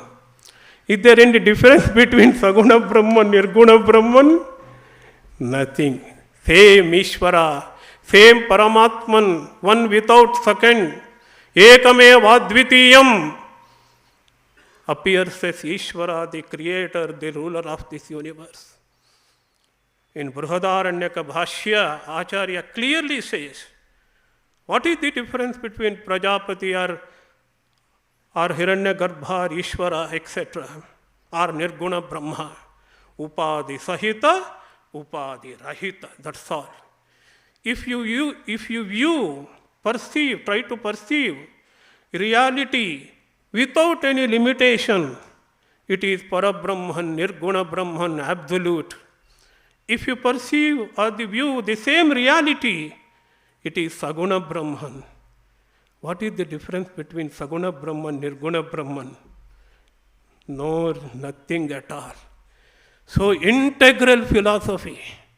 This is the integral philosophy of Advaita that saved Hinduism and India. But for him, we would have lost our religion, accommodating everything. Upasana of Ishvara is an integral part, integral, what you call, spiritual discipline of the Advaitins also. Why we do Upasana? For Chitta Shuddhi or Sattva Shuddhi. Upasana and Karma Yoga. When we read the Bhagavad Pada's Bhashya of the Bhagavad Gita Bhashya, again and again say, wherever Karma Yoga word comes, or Karma Yoga context comes, Acharya says, Ishvara Aradhanartham Karma, Ishvara Aradhanartham Karma.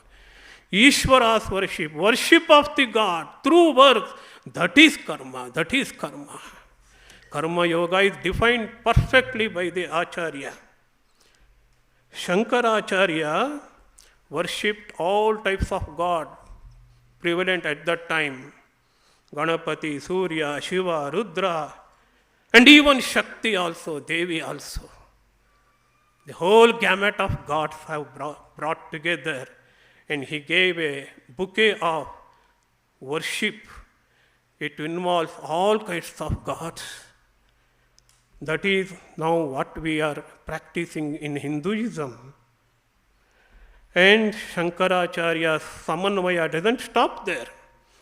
He brought about Sadhana Samanvaya. Though he proclaims again and again, Jnana Devatu Kaivalyam, in his and Brahmatmaikatva Vijnana. He is very fond of this word, Brahmatmaikatva Vijnana. This is the knowledge of the oneness, not even identity. If you say identity, Jiva is different, Brahman is different, something is identified with another thing. No, oneness, non-difference, in fact. That is the meaning of Advaita. So, Jnana Yoga we have. There is a room for Karma Yoga. For Sattva Shuddhi, it is absolutely necessary for common people like us. And Bhakti Yoga also was given prominence in Shankara's grand scheme. You all have recited the beautiful hymn of Bhakti of Shankara Bhagavad Pada. And rituals, mythology, legends, everything is included in Shankara's. And Shankaracharya, the Shankara Bhagavad Pada, says the crux of the Upanishad is teaching of Aupanishadaha Purushaha. The Brahman, the Purusha, is instructed only by the Upanishad. But he makes use of, and he, in his commentaries, he gives three kinds of authoritative statements or the authoritative context for his arguments. One is Shruti Prasthana from the Upanishads and Smruti Prasthana also. Shruti also he says. He quotes from the Shruti. mostly from Manusmriti and from the Mahabharata he quotes, and also Yukti, logic also he says.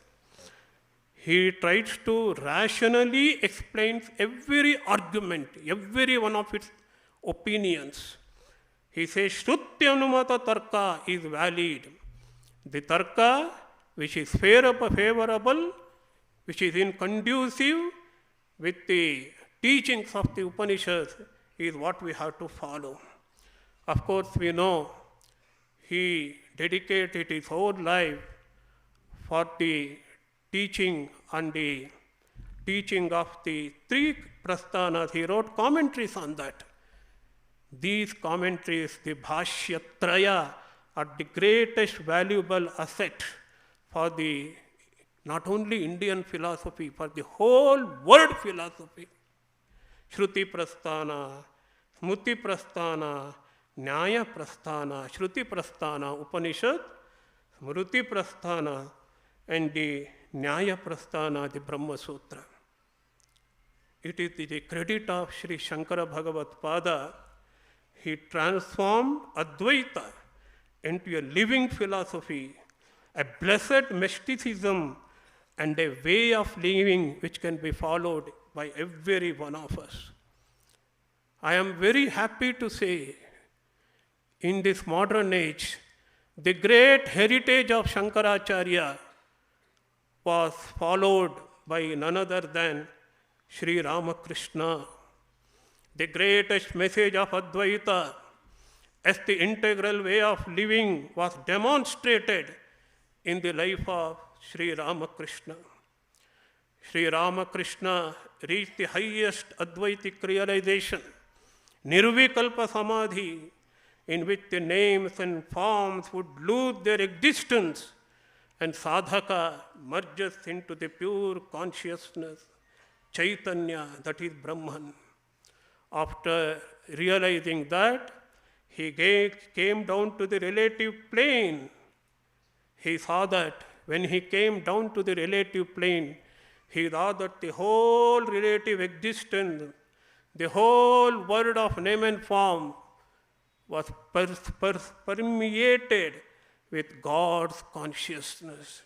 Pure consciousness, he saw pure consciousness, God consciousness everywhere.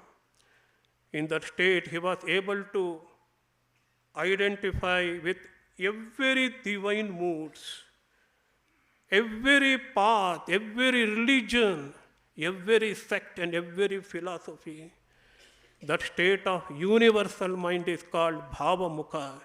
This is something special in Sri Ramakrishna. In that exalted state of universal consciousness, in that exalted state of Advaita Anubhuti, he could declare Jato Mat Tato Pat, as many sects, so many paths to realize God. No path is invalid. All the religions, all the sects are paths towards the same God.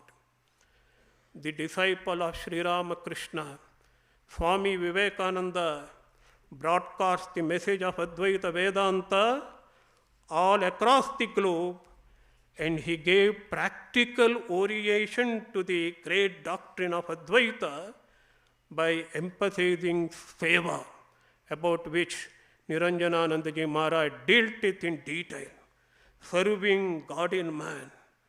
A man is no longer a man, he is divine. Everyone is divine. Divinity is something potential in every being. That is the real Advaita. He gave a talk in Rameshwaram inside the Shiva temple. He proclaimed, he declared, I will show you how to worship Shiva. You are worshipping Shiva in Shiva Lingas, wonderful. It is a wonderful way of worshipping Shiva. There is a better mode of worship of Shiva. Serve Shiva in poor. Serve Shiva in destitute. Serve Shiva in every living being. That is the worship of living God, Swami Vivekananda declared. This is the spirit of Shankaracharya, working through Swami Vivekananda. In this manner, it is Ramakrishna monks and the Ramakrishna mission that is really actualizing the great philosophy, Advaita realization of great Shankaracharya into the practical mode of worship of God in man. It is the most exalted way. This is what Ramakrishna mission is doing, is the most exalted way of offering our humble gratitude and tribute to the great Acharya, Shankara Bhagavatpada in this modern world. Worship of God and God in man. The Advaita mantra instructed or taught in the 7th century by Acharya, in the present day Advaita mantra is taught by Sri Ramakrishna when he says, Shiva Jnane Jiva Seva. Serve human beings, but don't see in them only human beings. See them God Himself.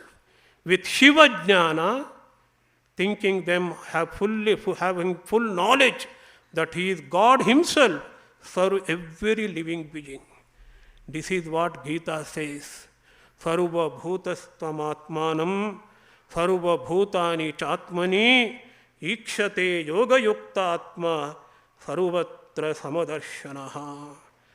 We have to see all living beings in our own Atman. We have to see or visualize our own Atman in all living beings. All in one and one in all. That is the great teaching of Vedanta. That is the great teaching of Sri Shankaracharya. That is the great teaching of Sri Ramakrishna. That is the great teaching of Swami Vivekananda. It is the only blessed way to see Brahman everywhere. Brihadaranyaka Upanishad says, Aham Brahmasmi, immediately followed by the great dictum, Sarvam Abhavat. One who realizes Aham Brahmasmi, he becomes everything. So we had to follow that Sarvatma Bhava, seeing ourselves, putting ourselves in others' shoes. Atma Upamyena Sarvatra Samam Pashyati Yorjuna Sukham va Yadiva Dukkham. So we have to be identified with others. We cannot be individualistic, self-centered. We have to identify with others, ultimately with the whole existence. Thank you very much for this great opportunity.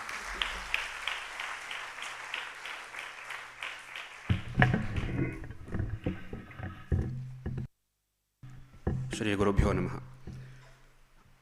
Before the Ashirvachana of our Swamiji, as per our practice, we do Vandanarpana, offering the vote of respect. I call Mr. Pradeep, the Karyakarta of Vedanta Bharati, to deliver the Vandanarpana speech.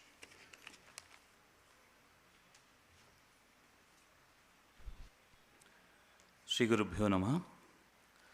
It is our privilege, honor, and duty to express gratitude.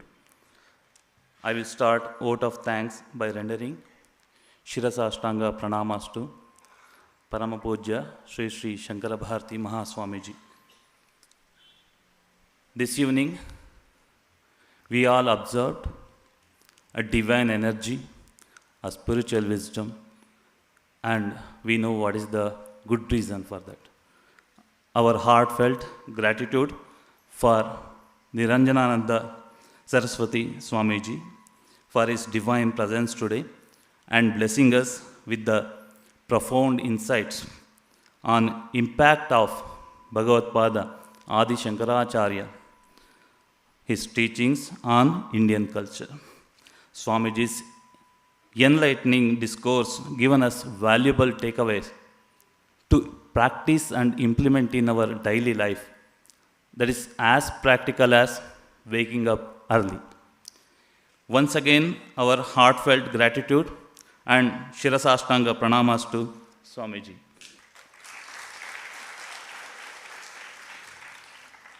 Also, we deeply thankful to the disciples, devotees, representatives, and staff of Bihar School of Yoga, Vishwa Yogapeeth.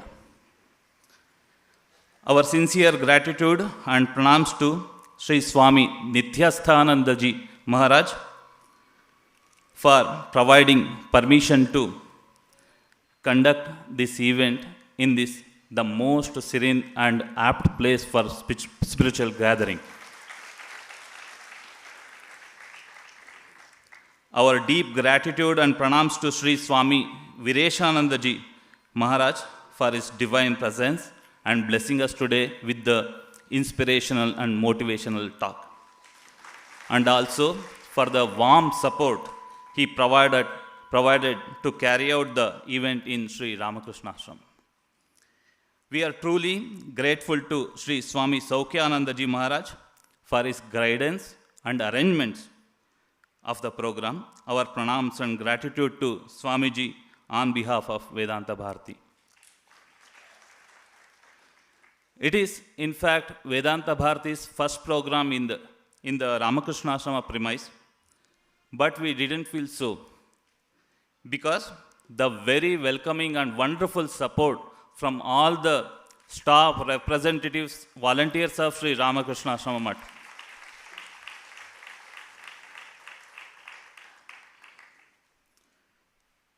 We render our gratitude to Sri Nagananda, trustee of Vedanta Bharati, and extend our thanks to all the trustees of Vedanta Bharati. Thanks to all Ayodhya and Saketa Pramukhs, Nachiketas and Sulabhas, and all the Vedanta Bharati volunteers to make this program successfully happening today. Thanks to all media representatives for their support. And final but foremost, thank you, each one of you, for gathering here today and being an integral part of this spiritual gathering. May the divine blessings and knowledge we receive today from the Gurus stay with us forever. Thanks to all. Shri Gurubhyo Namaha.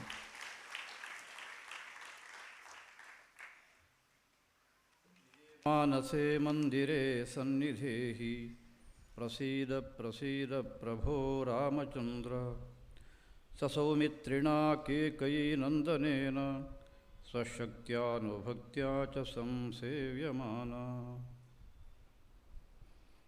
आनन्दघनमद्वन्द्वं निर्विकारं निरञ्जनं भजेऽहं भगवत्पादं भजतामभयप्रदम्. Shri Shankara ಭಗವತ್ಪಾದರ ಉಪದೇಶದ ಒಂದು ಪ್ರಭಾವ, ಅದರ ಪರಿಣಾಮ ಭಾರತೀಯ ಸಂಸ್ಕೃತಿಯ ಮೇಲೆ, ಇದು ಇವತ್ತಿನ ನಮ್ಮ ಚಿಂತನೆಯ ವಿಷಯ.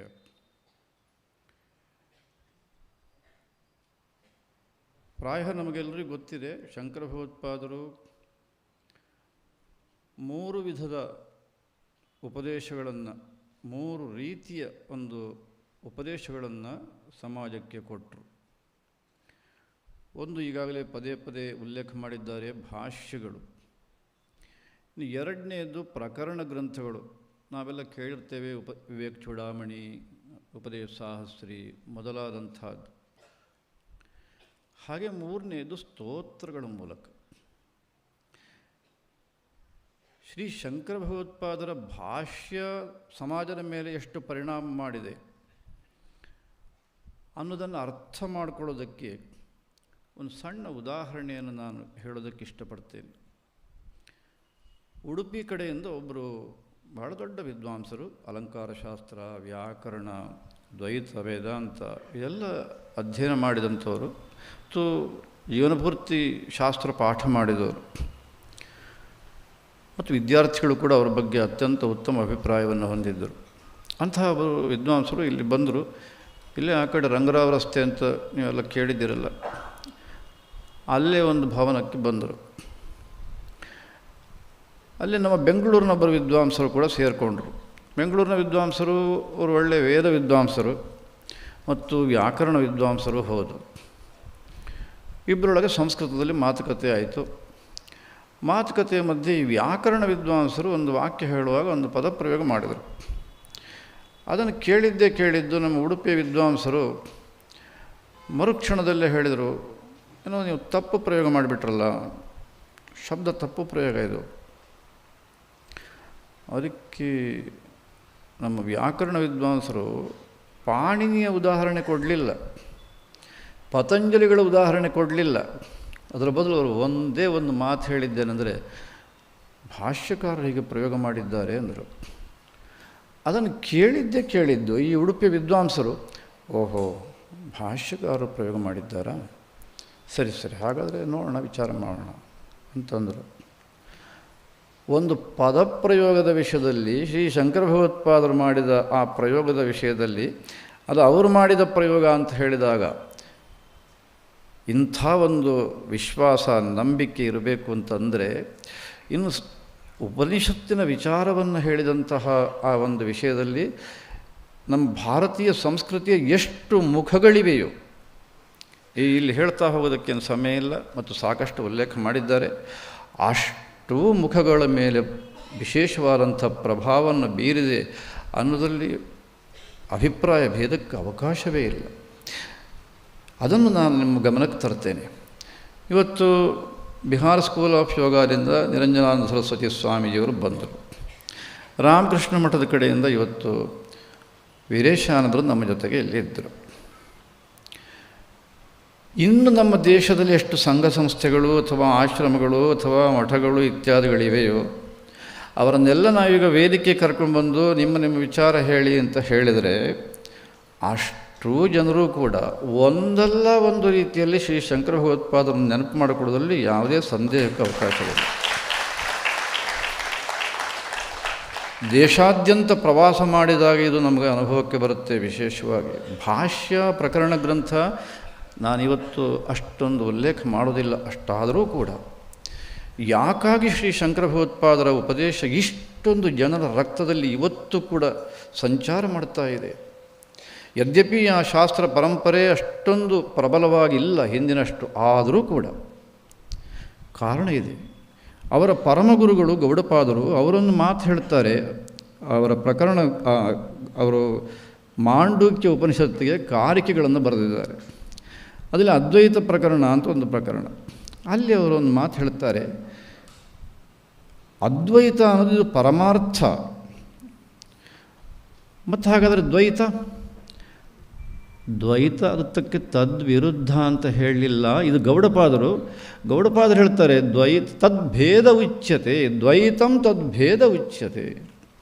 ಅದ್ವೈತದ್ದೇ ಅದು ಭೇದ ಅಂತ ಸ್ವತಃ ಗೌಡಪಾದರು.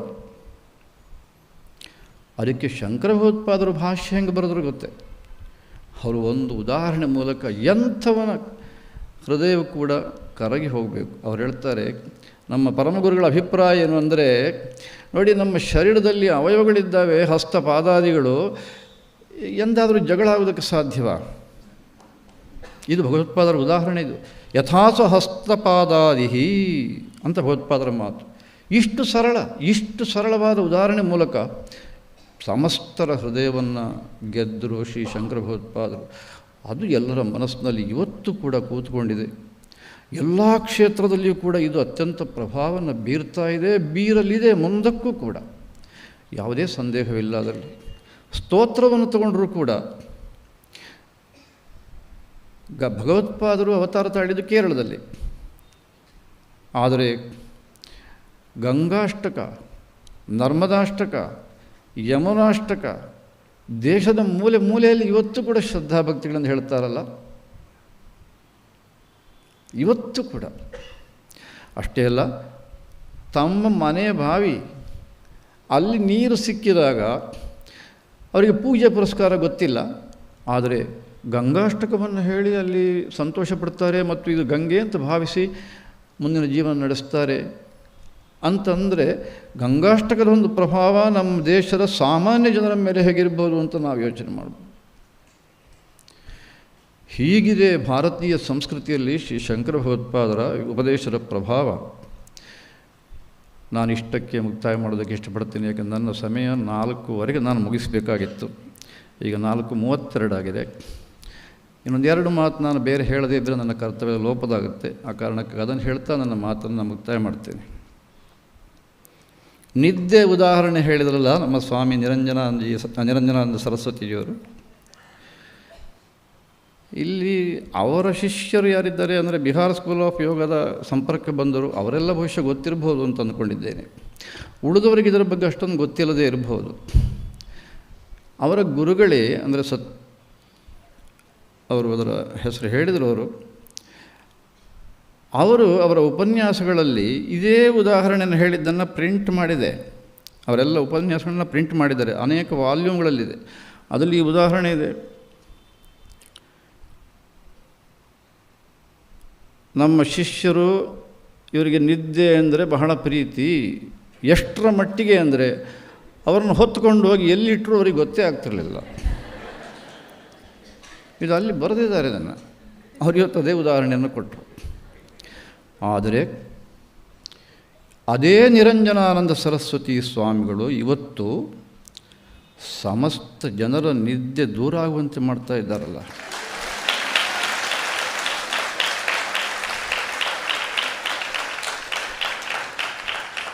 ಅದು ಕೂಡ ಎಂಥ ಒಂದು ಪರಿಸ್ಥಿತಿಯಲ್ಲಿ ಅಂತ ನಾವು ಯೋಚನೆ ಮಾಡಬೇಕು. ನಾವು ಆರಾಮಿದ್ದೇವೆ ಬೆಂಗಳೂರು ನಗರದಲ್ಲೆಲ್ಲ, ನಮಗೆಲ್ಲ ಏನು ಯಾವುದು ತಲೆಗೆ ಹತ್ತೋದಕ್ಕೆ ಸಾಧ್ಯ ಇಲ್ಲ. ಆದರೆ ಆ ಬಿಹಾರದ ಗ್ರಾಮಗಳಲ್ಲಿ ಸಂಚಾರ ಮಾಡಿದವರಿಗೆ ಗೊತ್ತಿದೆ, ಅಥವಾ ನೀವು ಸುದ್ದಿ ಕೇಳಿರ್ತೀರ. ಒಂದೊಂದು ಗ್ರಾಮದಲ್ಲಿಯೂ ಕೂಡ ಎಲ್ಲ AK-47 ಹಿಡ್ಕೊಂಡೇ ಇರೋದವರೆಲ್ಲ,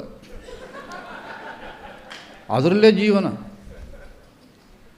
ನಮ್ಮ ಸ್ವಾಮಿ ನಿರಂಜನಾನಂದ ಸರಸ್ವತಿ ಅವರು ಅವರ ಗುಂಪಿನೊಂದಿಗೆ ಆ ಎಲ್ಲ ಗ್ರಾಮಗಳಿಗೆ ಹೋಗಿ ಅವ್ರು ಹೇಳ್ತಾರೆ. ಅವರೇ ಒಂದು ಮೊನ್ನೆ ನಾನು ಮಾತನಾಡುವಾಗ ಹೇಳಿದರು, ಪೊಲೀಸರಿಗೆ ರಕ್ಷಣೆ ಕೊಡಿ ಅಂತ ಕೇಳಿದರೆ ನಾವು ಬರೋದಿಲ್ಲ ಅಂದ್ರಂತೆ. AK-47 ನಮ್ಮ ಪೊಲೀಸರ ಹತ್ರ ಅದಿಲ್ಲ, ಹೆದರಲೇಬೇಕಲ್ಲ, ಆಗೋದಿಲ್ಲ ನಾವು ಬರಲಿಕ್ಕೆ, ನಾವು ಕೊಡೋದಿಲ್ಲ ಅಂದ್ಬಿಟ್ರಂತೆ. ಆದರೂ ಕೂಡ ಎದೆಗೊಂದದೆ ಈಗ ಅವರೆಲ್ಲ ಹೇಳಿದ್ರಲ್ಲ, ಅನೇಕ ವಿಚಾರಗಳನ್ನು ಹೇಳಿದರು. ಸೇವೆ, ಅದರ ಅರ್ಥ ಎಲ್ಲವನ್ನು ಅವರು ವಿವರಣೆ ಕೊಟ್ಟರು. ಭಗವತ್ಪಾದರ ಉಪದೇಶದ ಹಿನ್ನೆಲೆಯಲ್ಲಿ ಆ ಸೇವೆಯೂ ಕೂಡ ಎಂಥ ಅರ್ಥವನ್ನು ಕಂಡುಕೊಂಡಿದ್ದಾರೆ. ಅದರ ಮುಖಾಂತರ ಇವತ್ತು ಬಿಹಾರದ ಎಲ್ಲ ಗ್ರಾಮಗಳಲ್ಲಿಯೂ ಕೂಡ ಈ AK-47 ನಾವು ಇವೀಗ ಕಾಣೋದಕ್ಕೆ ಸಾಧ್ಯವಿಲ್ಲ. ಅಷ್ಟೇ ಅಲ್ಲ, ಬಿಹಾರ್ ಸ್ಕೂಲ್ ಆಫ್ ಯೋಗದ ವಿಷಯದಲ್ಲಿ ಆ ಇಡೀ ಗ್ರಾಮದ ಜನ ಸಮೂಹವೇ ನಮ್ಮ ಸ್ವಾಮಿಗಳೊಟ್ಟಿಗೆ ಹಿಂದೆ ಇದೆ. ಅಷ್ಟೇ ಅಲ್ಲ, ದೇಶದ ಮೂಲೆ ಮೂಲೆಗಳಲ್ಲಿಯೂ ಕೂಡ. ಅದಕ್ಕಾಗಿ ನಾನು ಹೇಳಿದೆ, ಅವರೇನೋ ಬಾಲ್ಯದಲ್ಲಿ ಸ್ವಲ್ಪ ನಿದ್ದೆ ಮಾಡ್ತಾ ಇದ್ದಿದ್ದು ಸತ್ಯ, ಆದರೆ ಈಗ ಮಾತ್ರ ಹೀಗಿದೆ. ನಾನು ಭಾಳ ಸಂತೋಷಪಡ್ತೇನೆ. ನನಗೆ ಗೊತ್ತಿರಲಿಲ್ಲ ಅವರು ಬೆಂಗಳೂರಿಗೆ ಬರೋದು ಇಷ್ಟು ವರ್ಷ ಆಯಿತು ಅಂತ. ಈಗ 2-3 ದಿವಸದಿಂದ ಕೇಳ್ತಾ ಇದೆ, ಬೆಂಗಳೂರಿಂದ ಅನೇಕ ಫೋನ್ಗಳು ಮಾಡ್ತಾ ಇದ್ದಾರೆ. ನಾವು ನಮ್ಮ ಗುರುಗಳು ಬರ್ತಾ ಇದ್ದಾರೆ, ನಾವು ಬರಬೇಕು ಅಂತಿದ್ದೇವೆ, ಅವಕಾಶ ಇದೆಯಾ ರಾಮಕೃಷ್ಣಾಶ್ರಮದಲ್ಲಿ, ನಾವು ಬರ್ಬಹುದಾ ಅಂತ ಕೇಳ್ತಾ ಇದ್ದಾರೆ. ಈಗ ನಮ್ಮವ್ರು ಹೇಳಿದರು, ಏನು ಪರವಾಗಿಲ್ಲ, ಬರ್ಬೋದು ಅಂತ ಕಾಣುತ್ತೆ ಅಂತ ಹೇಳಿದ್ರು. ಅವಾಗ ಅವರು ಹೇಳಿದ್ರಂತೆ, ಇಲ್ಲ ನಾವು ಯಾಕೆ ಕೇಳ್ತಾ ಇದ್ದೇವೆ ಅಂದರೆ 18 ವರ್ಷಗಳಿಂದ ಅವರು ಬೆಂಗಳೂರಿಗೆ ಬರಲಿಲ್ಲ, ಈಗ ಬರ್ತಿದ್ದಾರೆ, ಅದಕ್ಕೋಸ್ಕರ ನಾವು ಅವ್ರು ನೋಡಲೇಬೇಕು ಅಂತ ಹೇಳಿದ್ರಂತೆ. ಅಷ್ಟೇ ಅಲ್ಲ, ಇವತ್ತು ಬಹುಶಃ ಭೂಪಾಲಿಂದಲೂ ಕೂಡ ಇಲ್ಲಿಗೆ ಬಂದಿದ್ದಾರೆ ಅಂತ ನಾನು ಭಾವಿಸ್ತೀನಿ. ಅವರು ಫೋನ್ ಮಾಡಿದ್ದಾರೆ ಭೂಪಾಲಿಂದ. ನಮ್ಮ ರಾಜ್ಯಕ್ಕೆ ಭೂಪಾಲ್ ಬಿಹಾರ ಎಷ್ಟು ವ್ಯತ್ಯಾಸ ನೋಡಿ, ಅಂತರ ಎಷ್ಟಿದೆ ಅಂತ ನಿಮ್ಗೆ ಗೊತ್ತಿರುತ್ತೆ. ಅವರು ಕೂಡ ನಮ್ಮ ರಾಜ್ಯಕ್ಕೆ ಬರದೆ ಭಾಳ ದಿವಸ ಆಯಿತು, ಅದಕ್ಕೋಸ್ಕರ ನಾವು ಬರಬೇಕು ಅಂತಿದ್ದೇವೆ, ಅವಕಾಶ ಕೊಡಿ ಅಂತ. ಆಯಿತು ಬನ್ನಿ ಅಂತ ಹೇಳಿದ್ದಾರೆ, ಬಹುಶಃ ಬಂದಿರ್ತಾರೆ ಅವರು. ಯಾಕೆ ಈ ಮಾತನ್ನು ಹೇಳಿದೆ ಅಂದರೆ, ಇಷ್ಟೆಲ್ಲ ದೊಡ್ಡ ಸಾಮ್ರಾಜ್ಯವನ್ನು ಇಡೀ ದೇಶಾದ್ಯಂತ ಅಷ್ಟೇ ಅಲ್ಲ ವಿಶ್ವಾದ್ಯಂತ ಪದ್ಮಭೂಷಣ ಪ್ರಶಸ್ತಿ ಸಿಗ್ತವರಿಗೆ ಅವರು ತಗೊಳ್ಳಿಲ್ಲ. ನಾನೊಬ್ಬ ಸನ್ಯಾಸಿಯಾಗಿ ನಾನು ತಗೊಳ್ಳಾರೆ ಯಾವುದೇ ಪ್ರಶಸ್ತಿ, ಮತ್ತು ರಾಜಕೀಯಕ್ಕೂ ಅವರಿಗೂ ಅದು ಎಣ್ಣೆ ಶೀಗೆಕಾಯಿ. ಅದು ಅವ್ರ ಕನಸಿನಲ್ಲೂ ಕೂಡ ನಾನು ಯೋಚನೆ ಮಾಡೋದಿಲ್ಲ. ಗಟ್ಟಿ ಕೂತರು ಆಶ್ರಮದಲ್ಲೇ. ಕೊನೆಗೆ ಸರ್ಕಾರದ ಕಡೆಯಿಂದ ಪ್ರತಿನಿಧಿಗಳು ಬಂದು ಅವರ ಆಶ್ರಮದಲ್ಲೇ ಬಂದು ಪದ್ಮಶ್ರೀಯನ್ನು ಕೊಟ್ಟರು. ಇಷ್ಟೆಲ್ಲ ಇದ್ದರೂ ಕೂಡ ಈಗ ಸುಮಾರು 7-8 ವರ್ಷಗಳಿಂದ ಎಲ್ಲವನ್ನು ಪಕ್ಕಕ್ಕಿಟ್ಟು ಬೇರೆಯವರಿಗೆ ಕೊಟ್ಟು ತಾನು ಶಾಂತವಾಗಿ ತನ್ನ ಸಾಧನೆಯನ್ನು ಮಾಡ್ತಾ ಇದ್ದಾರೆ ಅಂತಂದರೆ ಹೇಗಿರಬಹುದು ಅವರ ಸಾಧನೆ ಅಂತ ನಾವು ಯೋಚನೆ ಮಾಡ್ಬೋದು. ಅಂಥದ್ದರಲ್ಲಿ ಅವರು ಈ ಸಾರಿ ಬೆಂಗಳೂರಿಗೆ ಬರುವ ನಿಶ್ಚಯ ನನಗೆ ಅಲ್ಲೇ ಗೊತ್ತಾಯಿತು. ಅವರೇನು ಹೇಳಲಿಲ್ಲ, ಅವರ ಎಲ್ಲಿ ಚಂದ್ರಮಣಿ ಅಂತೆಲ್ಲ ಇದ್ದಾರೆ ಅವರ ಸಹಕಾರಿಗಳು, ಅವರು ಪ್ರಕಟ ಮಾಡಿಬಿಟ್ರು. ನಾ ಕೇಳಿದೆ ಆಮೇಲೆ, ಹೌದೇ ನೀವು ದಕ್ಷಿಣ ದೇಶಕ್ಕೆ ಬರ್ತಾ ಇದ್ದೀರಾ ಅಂತ. ಹ್ಞೂ ಸ್ವಾಮೀಜಿ ಅಂದರು. ಮತ್ತು ನೀವು ನಮ್ಮ ಮಠಕ್ಕೆ ಬರಬೇಕಲ್ಲ ಅಂತಂದೆ. ನೀವೇ ಇಲ್ವಂತೆಲ್ಲ ಅಂದ್ಬಿಟ್ಟು ನನಗವರು. ನೀವೇ ಮಠದಲ್ಲಿ ಇಲ್ಲ ಅಂತೆಲ್ಲ, ನೀವೆಲ್ಲ ಪ್ರವಾಸ ಮಾಡಿ ಬರೋದೇನೋ ಏಪ್ರಿಲ್ಗೆ ಅಂತೆಲ್ಲ ಅವರೆಲ್ಲ ಕೇಳ್ಕೊಂಡ್ಬಿಟ್ಟಿದ್ದಾರೆ ಮೊದಲೇ. ನಾನು ಹೇಳಿದೆ ಹೌದು, ಆದರೆ ನಾನು ಆದಷ್ಟು ಬೇಗ ಬರ್ತೇನೆ, ನೀವು ಆವಾಗಲೇ ಬಂದುಬೇಡಿ ಅಂತಂದೆ. ಅಲ್ಲ ಮತ್ತೇನೋ ಉತ್ಸವ ಇದೆ ಅಂತೆಲ್ಲ, ಅದು ಬೇರೆ ಅವರು. ಹೌದು ರಾಮೋತ್ಸವ ಅಂತಿದೆ, ಪರವಾಗಿಲ್ಲ, ನಾನು ರಾಮೋತ್ಸವದಲ್ಲಿ ನಿಮ್ಮೊಟ್ಟಿಗೆ ಇರ್ತೇನೆ, ಏನೂ ತೊಂದರೆ ಇಲ್ಲ, ಬನ್ನಿ ಅಂತಂದೆ. ಆಯಿತು ಹಾಗಾದ್ರೆ ನೋಡ್ತೇನೆ ಅಂತಂದರು. ಆದರೆ ದೈವವಶಾತ್ ನಾನು ಪ್ರಯಾಗರಾಜಕ್ಕೆ ಬರೋಷ್ಟು ಹೊತ್ತಿಗೆ ನಮ್ಮ ಕಾರ್ಯಕ್ರಮ ಎಲ್ಲ ವ್ಯತ್ಯಾಸ ಆಗಿ ನಾನು ಅಲ್ಲಿಂದಲೇ ವಾಪಸ್ ಬಂದೆ. ವಾಪಸ್ ಬಂದ ತಕ್ಷಣ ಅವರಿಗೆ ನಾನು ಗಮನಕ್ಕೆ ತಂದೆ, ಇಲ್ಲ ನಾನೀಗ ವಾಪಸ್ ಬಂದಿದ್ದೇನೆ, ನೀವು ಅವಶ್ಯವಾಗಿ ಬೆಂಗಳೂರಿಗೆ ಬಂದಾಗ ಬನ್ನಿ ಅಂತ ಹೇಳಿದೆ. ಭಾಳ ಸಂತೋಷಪಟ್ಟು ಒಪ್ಕೊಂಡು ನಾಳೆ ಬೆಳಗ್ಗೆ ಅವರು ಬರ್ತಾ ಇದ್ದಾರೆ, ನಮ್ಮ ಕೃಷ್ಣರಾಜ ಮಠಕ್ಕೆ ಬರ್ತಾರೆ, ಜಪದಗಟ್ಟೆಗೆ ಬರ್ತಾರೆ. ಜಪದಗಟ್ಟೆಯಲ್ಲಿ ಅವರು ವಾಸ ಮಾಡುವವರಿದ್ದಾರೆ ನಾಳೆ ರಾತ್ರಿ. ಅವರು ಹಿಮಾಲಯ ಎಲ್ಲ ಅಡ್ಡಾಡಿದವರು, ಹಾಗಾಗಿ ಅವರಿಗೆ ಅದೆಲ್ಲ ಒಂದು ದೊಡ್ಡ ವಿಷಯವಲ್ಲ. ಅಷ್ಟಾದರೂ ಕೂಡ ಅತ್ಯಂತ ಸಂತೋಷದಿಂದ ಅಲ್ಲಿ ಬರೋದಕ್ಕೆ ಒಪ್ಕೊಂಡಿದ್ದಾರೆ. ಹಾಗಾಗಿ ನಾನು ಸ್ವಾಮಿ ನಿರಂಜನಾನಂದ ಸರಸ್ವತಿ ಅವರಿಗೆ ಶಬ್ದಗಳಲ್ಲಿ ಅದು ನಾರಾಯಣ ಸ್ಮರಣೆಗಳನ್ನು ಹೇಳಿದರೆ ಅಷ್ಟೇನು ಪೂರ್ಣವಾಗಲಾರದು.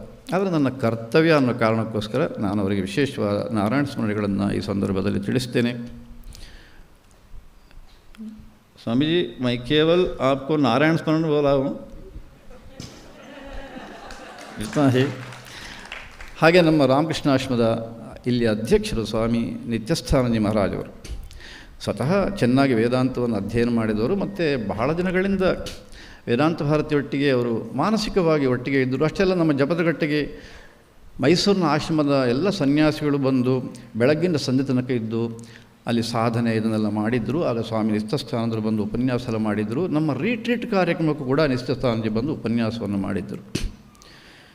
ಹಾಗಾಗಿ ಈ ಬಾರಿ ನಾವು ಕೇಳಿದಾಗ ಅವರು ವಾಸ್ತವಿಕವಾಗಿ ಗೊತ್ತಿಲ್ಲ, ಅವರು ಋಷಿಕೇಶಕ್ಕೆಲ್ಲ ಹೋಗಿದ್ದಾರೆ, ಬೇರೆ ಕಾರ್ಯಕ್ರಮ ಮೊದಲೇ ಗೊತ್ತಾಗಿತ್ತು ಅನ್ನೋ ಕಾರಣಕ್ಕಾಗಿ. ಆದರೂ ಕೂಡ ಭಾಳ ಸಂತೋಷದಿಂದ ಇವತ್ತು ನಮಗೆ ಇಷ್ಟೊಂದು ಚೆನ್ನಾಗಿ ಈ ಕಾರ್ಯಕ್ರಮವನ್ನು ಯಶಸ್ವಿ ಮಾಡೋದಕ್ಕೆ ಅವರಿಲ್ಲಿ ಅವಕಾಶ ಮಾಡಿಕೊಟ್ಟಿದ್ದರಿಂದ ಸಾಧ್ಯವಾಯಿತು. ಅಷ್ಟೇ ಅಲ್ಲ, ಅವರು ಹೇಳುವಾಗಲೇ ಹೇಳಿದ್ರಂತೆ, ನಾನಿರುವುದಿಲ್ಲ ಆದರೂ ಕೂಡ ನಮ್ಮ ವೀರೇಶಾನಂದ ಇರ್ತಾರೆ ಅಂತ ಅವರು ಹೇಳಿಬಿಟ್ರು.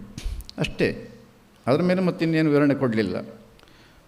ಈಗ ನಾವು ನೋಡಿದ್ದೇವೆ ವೀರೇಶಾನಂದಜಿಯವರು ಹೇಗೆ ಇಲ್ಲಿ ನಮಗೆ ಅನುಕೂಲ ಮಾಡಿಕೊಟ್ಟಿದ್ದಾರೆ ಮತ್ತು ಸೌಖ್ಯಾತ್ಮಾನಂದರಾಗಲಿ ಎಲ್ಲರೂ ಅವರ ಇಡೀ ಗುಂಪು ಎಷ್ಟು ಉತ್ತಮವಾಗಿ ನಮ್ಮ ಸಹಕಾರ ಕೊಟ್ಟಿದ್ದಾರೆ. ಅಷ್ಟೇ ಅಲ್ಲ, ವೀರೇಶಾನಂದಜಿಯವರ ಮಾತು ಭಗವತ್ಪಾದ ಶಂಕರ ಬಗ್ಗೆ ಆಗಲಿ, ರಾಮಕೃಷ್ಣ ಪರಮಹಂಸರ ಬಗ್ಗೆ ಆಗಲಿ, ಅಥವಾ ವಿವೇಕಾನಂದರು, ಶಾರದಾ ಮಾತೆ ಎಲ್ಲರ ಕುರಿತಾಗಿ ಹೇಳುವಾಗಲೂ ಕೂಡ ಶಂಕರ ಭಗವತ್ಪಾದರ ಆ ಒಂದು ವಿಚಾರವನ್ನು ಇಟ್ಟುಕೊಂಡು ಹೇಗೆ ಅದು ಪ್ರಭಾವವನ್ನು ಬೀರಿದೆ ಅನ್ನೋದನ್ನು ಬಹಳ ಸ್ಪಷ್ಟ ಮಾತುಗಳಲ್ಲಿ ಹೇಳಿದರು.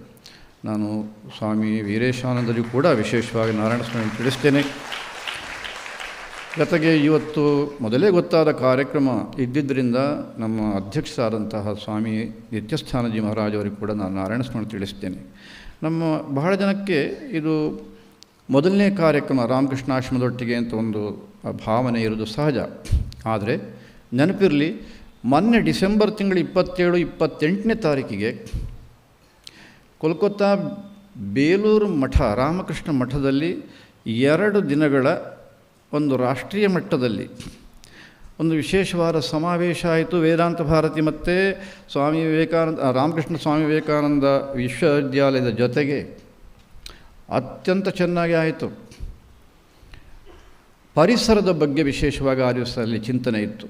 ನಮ್ಮ ವೇದಗಳೆಲ್ಲ ಪರಿಸರದ ಬಗ್ಗೆ ಏನು ಹೇಳ್ತಾರೆ, ನಮ್ಮ ಆಧುನಿಕ ವಿಜ್ಞಾನ ಏನು ಹೇಳುತ್ತೆ, ಈ ವಿಷಯದಲ್ಲಿತ್ತು. ಆದರೆ ಅತ್ಯಂತ ಸಮರ್ಪಕವಾಗಿ ಅಲ್ಲಿ ಆಯಿತು. ಹಾಗಾಗಿ ವೇದಾಂತ ಭಾರತಿ ಮತ್ತು ರಾಮಕೃಷ್ಣ ಮಠ್ ಇದರ 2ರ ಸಂಯೋಗದಲ್ಲಿ ಆಗತಕ್ಕಂಥ ಕಾರ್ಯಕ್ರಮ ಇದೇ ಮೊದಲಲ್ಲ, ಬೇಲೂರು ಮಠದ್ದೇ ಮೊದಲು.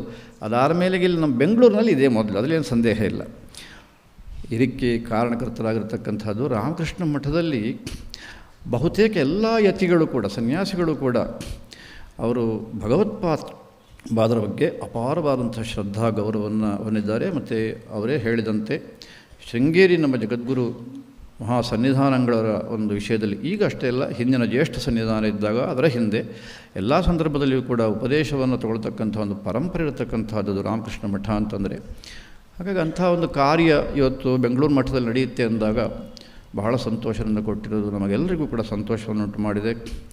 ನಾನು ಮತ್ತೊಮ್ಮೆ ಅದನ್ನು ನೆನಪು ಮಾಡಿಕೊಳ್ತಾ ಸಮಸ್ತರಿಗೂ ನಾರಾಯಣ ಸ್ಮರಣೆ ತಿಳಿಸ್ತಾ ಮಾತನ್ನು ಮುಕ್ತಾಯ ಮಾಡ್ತೇನೆ. ಹರ ನಮಃ ಪಾರ್ವತೀ ಪತಯೇ ಹರ ಹರ ಮಹಾದೇವ್. ಸೀತಾಕಾಂತ ಸ್ಮರಣಂ ಜಯ ಜಯ ರಾಮ.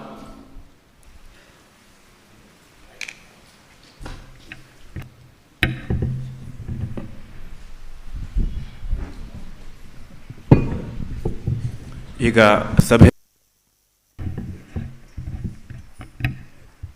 ಹರಿ ಓಂ. ಸಭೆಯಲ್ಲಿದ್ದವರು ದಯವಿಟ್ಟು ಹೇಳಬಾರ್ದು. ಸ್ವಾಮಿಗಳು ಅವರ ನಿರ್ಗಮನ ಆ ಸಮಯದಲ್ಲಿ ಜಾಗ ಮಾಡಿಕೊಡ್ಬೇಕು ದಯವಿಟ್ಟು. ಹೊರಗಡೆ ಇದ್ದವರೆಲ್ಲ ಹೋದ ನಂತರ ನಾವು ಸೂಚನೆ ಕೊಡ್ತೇವೆ. ಆ ನಂತರ ಅಲ್ಲಿ ತನಕ ಸ್ತೋತ್ರವನ್ನು ಪಾರಾಯಣ ಮಾಡ್ತಾ ಇರೋಣ ಒಳಗಡೆ ಇದ್ದವರು.